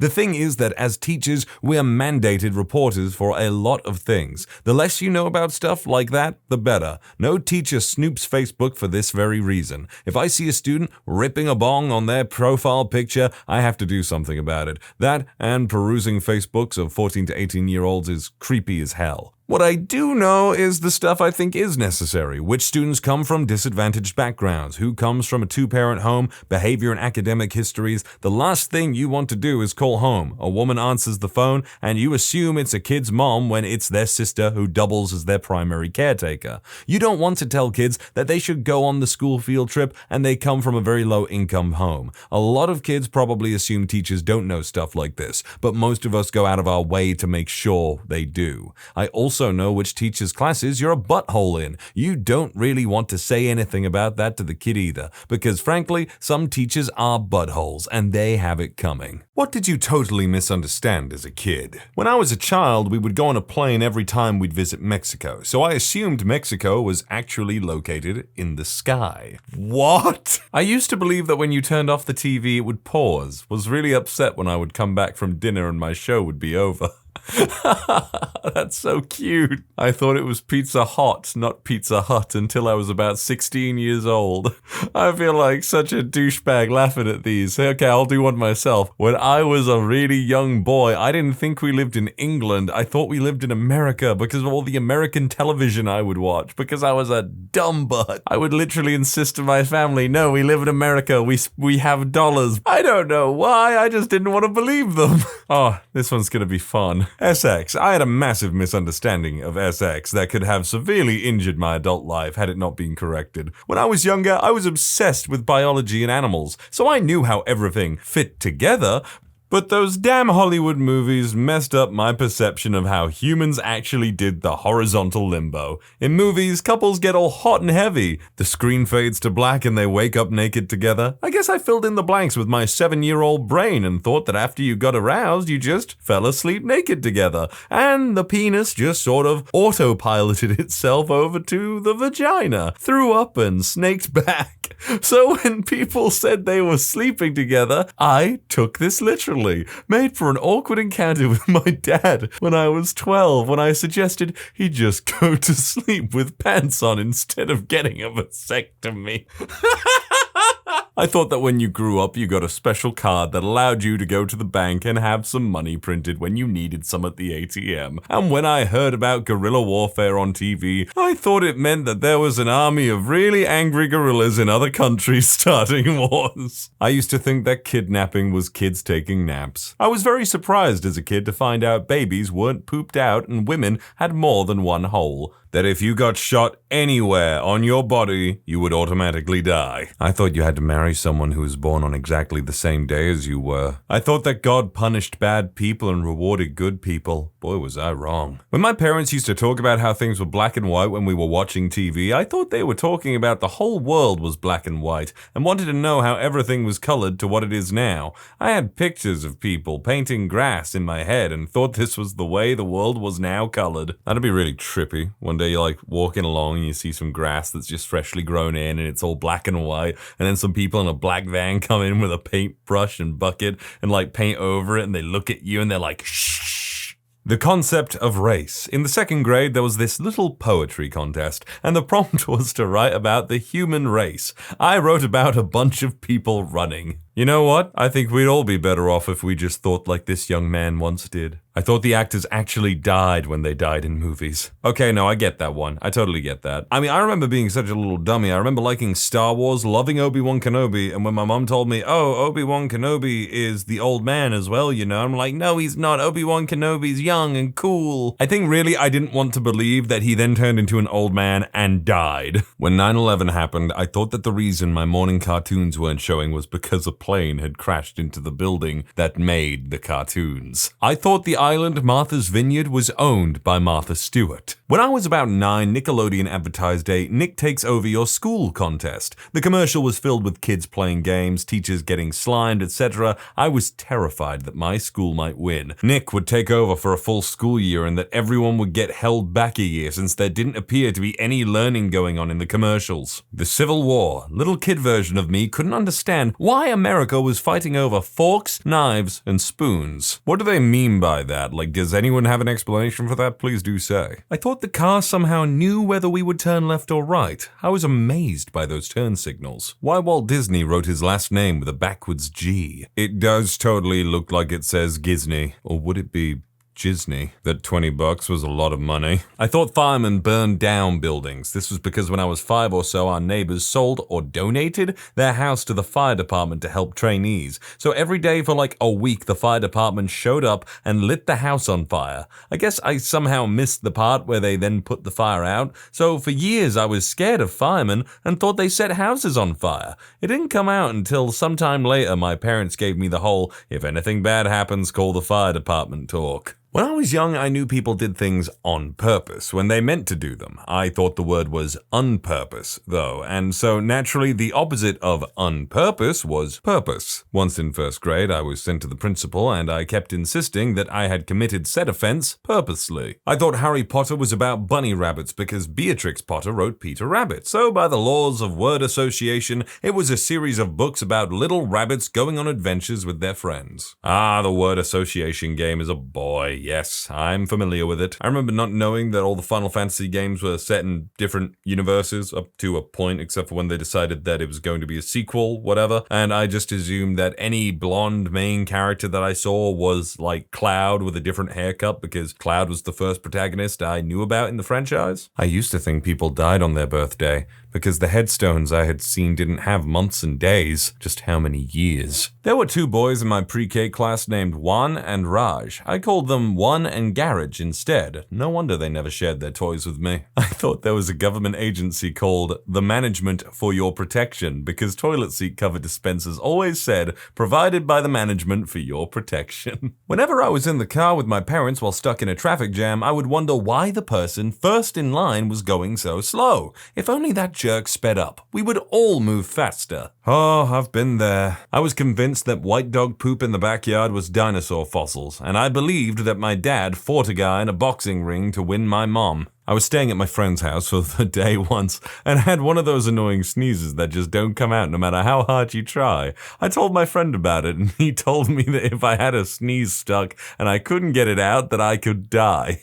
Of course this screwed with my 8-year-old brain pretty hard. Never did die. I didn't know the difference between the words grape and rake and used them interchangeably. I'm not talking about actual grapes. I don't know if that translates well because of the censors. At around 10, I started changing my new little brother's diapers. My little brother was circumcised, so whatever. Being a 10-year-old little girl, I don't see much penis. One day, I changed my little cousin's diaper, and I'm totally concerned with the way his junk looks, only to find out years later that he was uncircumcised. I used to think cancer was when your eyes got swirly things in them and your head spun around endlessly. No clue where that idea came from. When I was little, I would hear commercials advertising things for just $5.99. I used to think they meant $5.99. I would tell my parents that I wanted to buy it because I had enough money, and they were always pretty amused. Like everything. One thing I can remember is that I thought the USA national anthem went like, "By the dawn's early light," instead of "By the dawn's early light," as though dawn's-early was just another one of those many words I was familiar with as a kid. I thought it was maybe an adjective, like the orange glow of the morning sun cast a dawn's-early mood over the park. I also thought as a very young kid that when you were fired from your job, the company killed you. I also thought dawn's-early was a word because I thought that's how they said it in the American national anthem. Once again, only knowing the American national anthem because I watched so many TV episodes from American shows like The Simpsons. My parents used to take me on vacation when I was younger, and we'd leave out of Newark, New Jersey airport. When taking off, you can see Bayonne, New Jersey, and it's all docks and cranes and ships. One time, I pointed out the window to the cranes and asked my father what that place was. He said, Bayonne, and until I was about 18 years old, I thought no person lived there, only worked there. I imagined it was just cranes and ships and docks. There was an infomercial for some kind of griddle. All I remember was people tapping a frozen hamburger patty or frozen chicken breast on the griddle, and it swipes to the next shot of the food fully thawed and cooking. I thought you had to tap the food on the griddle to turn it on. Oh no, Sonny, that's just a fun editing trick someone decided to do. When I was a kid, I had a book. In this book, a character moves to a new town.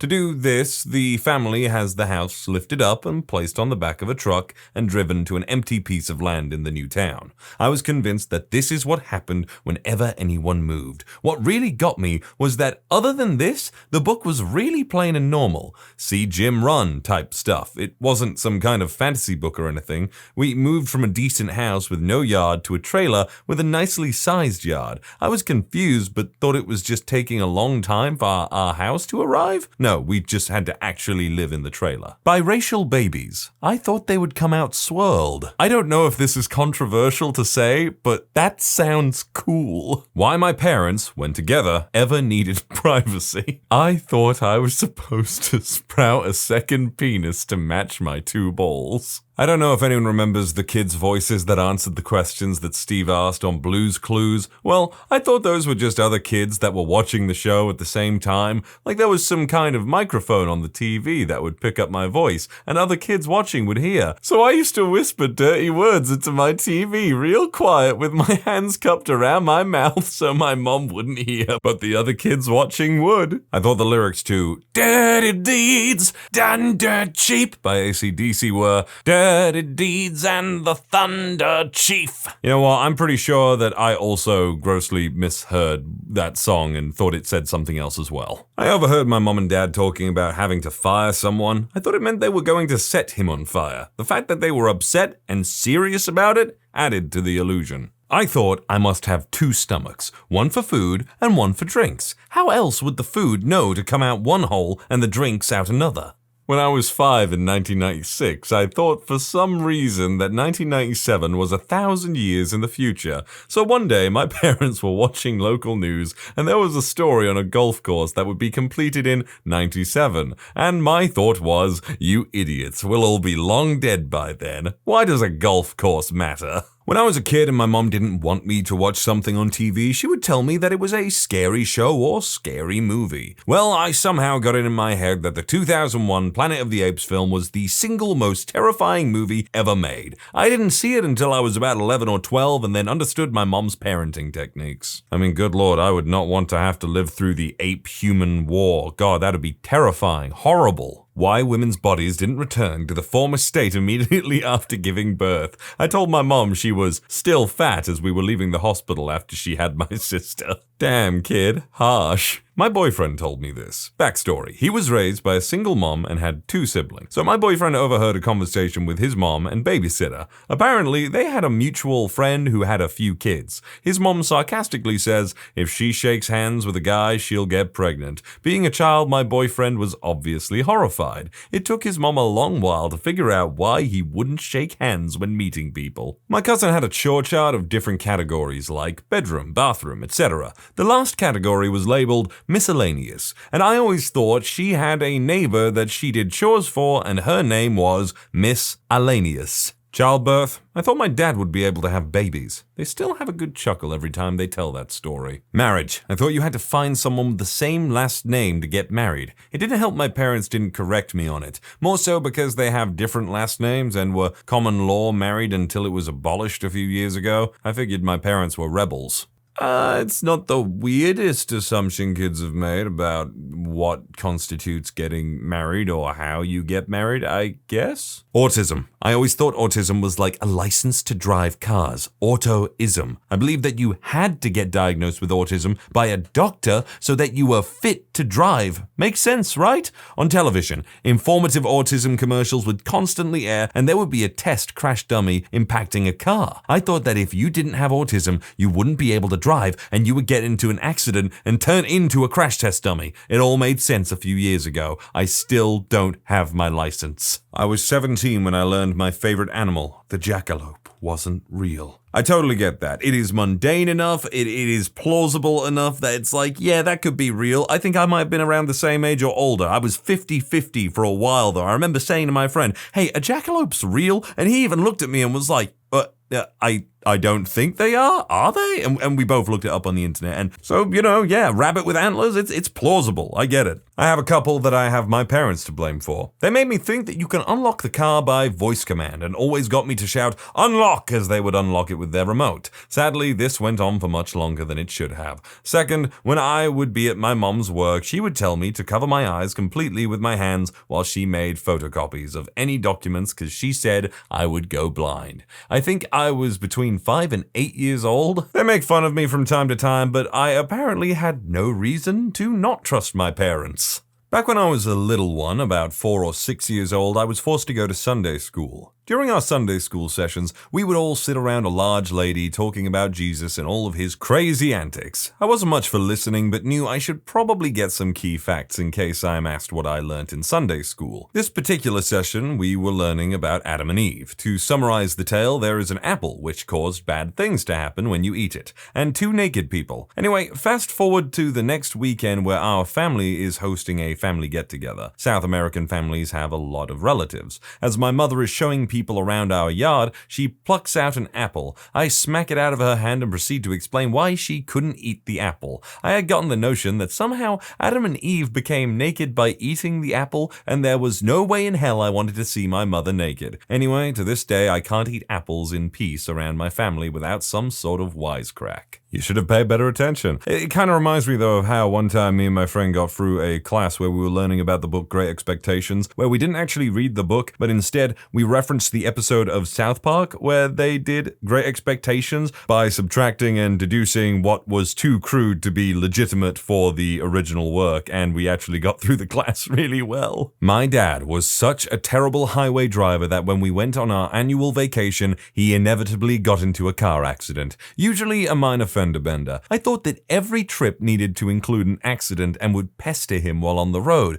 When's the accident going to happen? When's it gonna happen? What is wrong with you? I'm just picturing like the insurance agent, the police, every year on that day, on that annual trip, it's like, well, it's gonna happen inevitably. This guy's gonna call up or whatever, or someone's gonna call up about them, and the police are like, he's coming. I know he is. He's never let me down. Thought drinking and driving referred to any type of beverage, so when my uncle took a Coke for the road, I was shocked. I'd always heard that you could only survive a couple days without drinking water. Well, I stayed with my southern grandparents for likely 2 weeks. During that time, I drank nothing but iced tea. I was really worried I was going to die soon. I thought Albert Einstein created and gave life to a monster called Frank Einstein, and that's why he was considered a genius. I thought when you moved somewhere, you had to find a person in that town who needed to move to your town and then swap homes with them. When people said, I'm serving so my kids don't have to, I assumed that meant your kids were forced into the military if you didn't do it? Kids are literal. That'd be a terrifying prospect for certain. I didn't realize John Lennon was a different person than Lenin, the Soviet premier, as the names are pronounced almost the same and both had a huge impact in the 20th century. The world made a lot more sense once that one got cleared up. Before I ever had the talk, I inferred that babies were in fact made when 2 people kiss and their germs mix. I wasn't that far off. I didn't understand that TV shows were recorded, so when I saw the actors jumping in age from young to old and vice versa in the span of a week, I thought it was some type of wizardry. I'm surprised I haven't seen one saying, I thought the cartoons were like in or behind the TV and I just had to like catch them when they were off guard or something.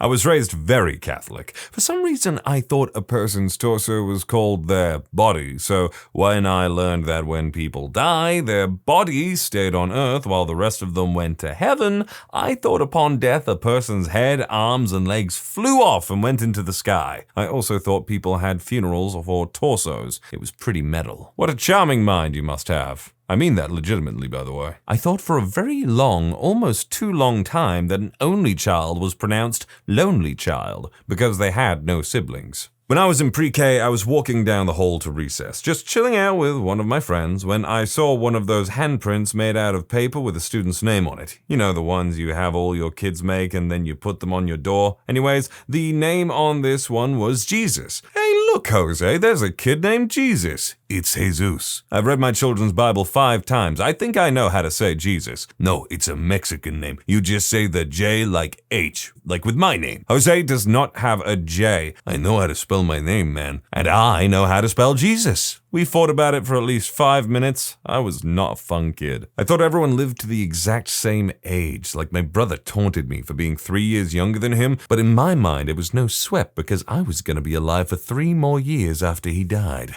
Yeah, I'm pretty sure that's also a thought that passed through my mind at one point or another. At least, it sounds weirdly familiar to me. I misunderstood cardinal directions. I thought north was always in front of me. I misunderstood my family taking me to see the circus. I thought all the animals and people were there to see me. I misunderstood cashiers. I thought they had all that money and items. I misunderstood SX, despite learning about it from a book that was supposed to scientifically show it in the way kids understand. I thought a giant sperm climbs up the woman's leg as the couple holds hands. Certainly, if that were the way that it went, I don't think anyone would be interested in doing the deed. People just said, he died for your sins, over and never explained what that meant, as if it was obvious. It's not. But I wasn't born yet. He died for your sins. As punishment for my sins? Or he died for your sins? For me or for the sins? He died for your sins. So does that mean it's okay to sin? He died for your sins. So am I forgiven or he died for your sins? Please explain that phrase, Mom. Until Jesus died, sins could not be forgiven. Because of the ritual sacrifice, sins can now be forgiven. This may or may not apply to people who sinned before his death. Why didn't God just say, okay, I forgive sins now? Jesus died! Sorry! When you subscribe, make sure to hit the bell to turn on notifications. Put the playlist on in the background to finish listening to all the stories. And if you like Am I the Genius, give Am I the Jerk a shot. Linked in the description below.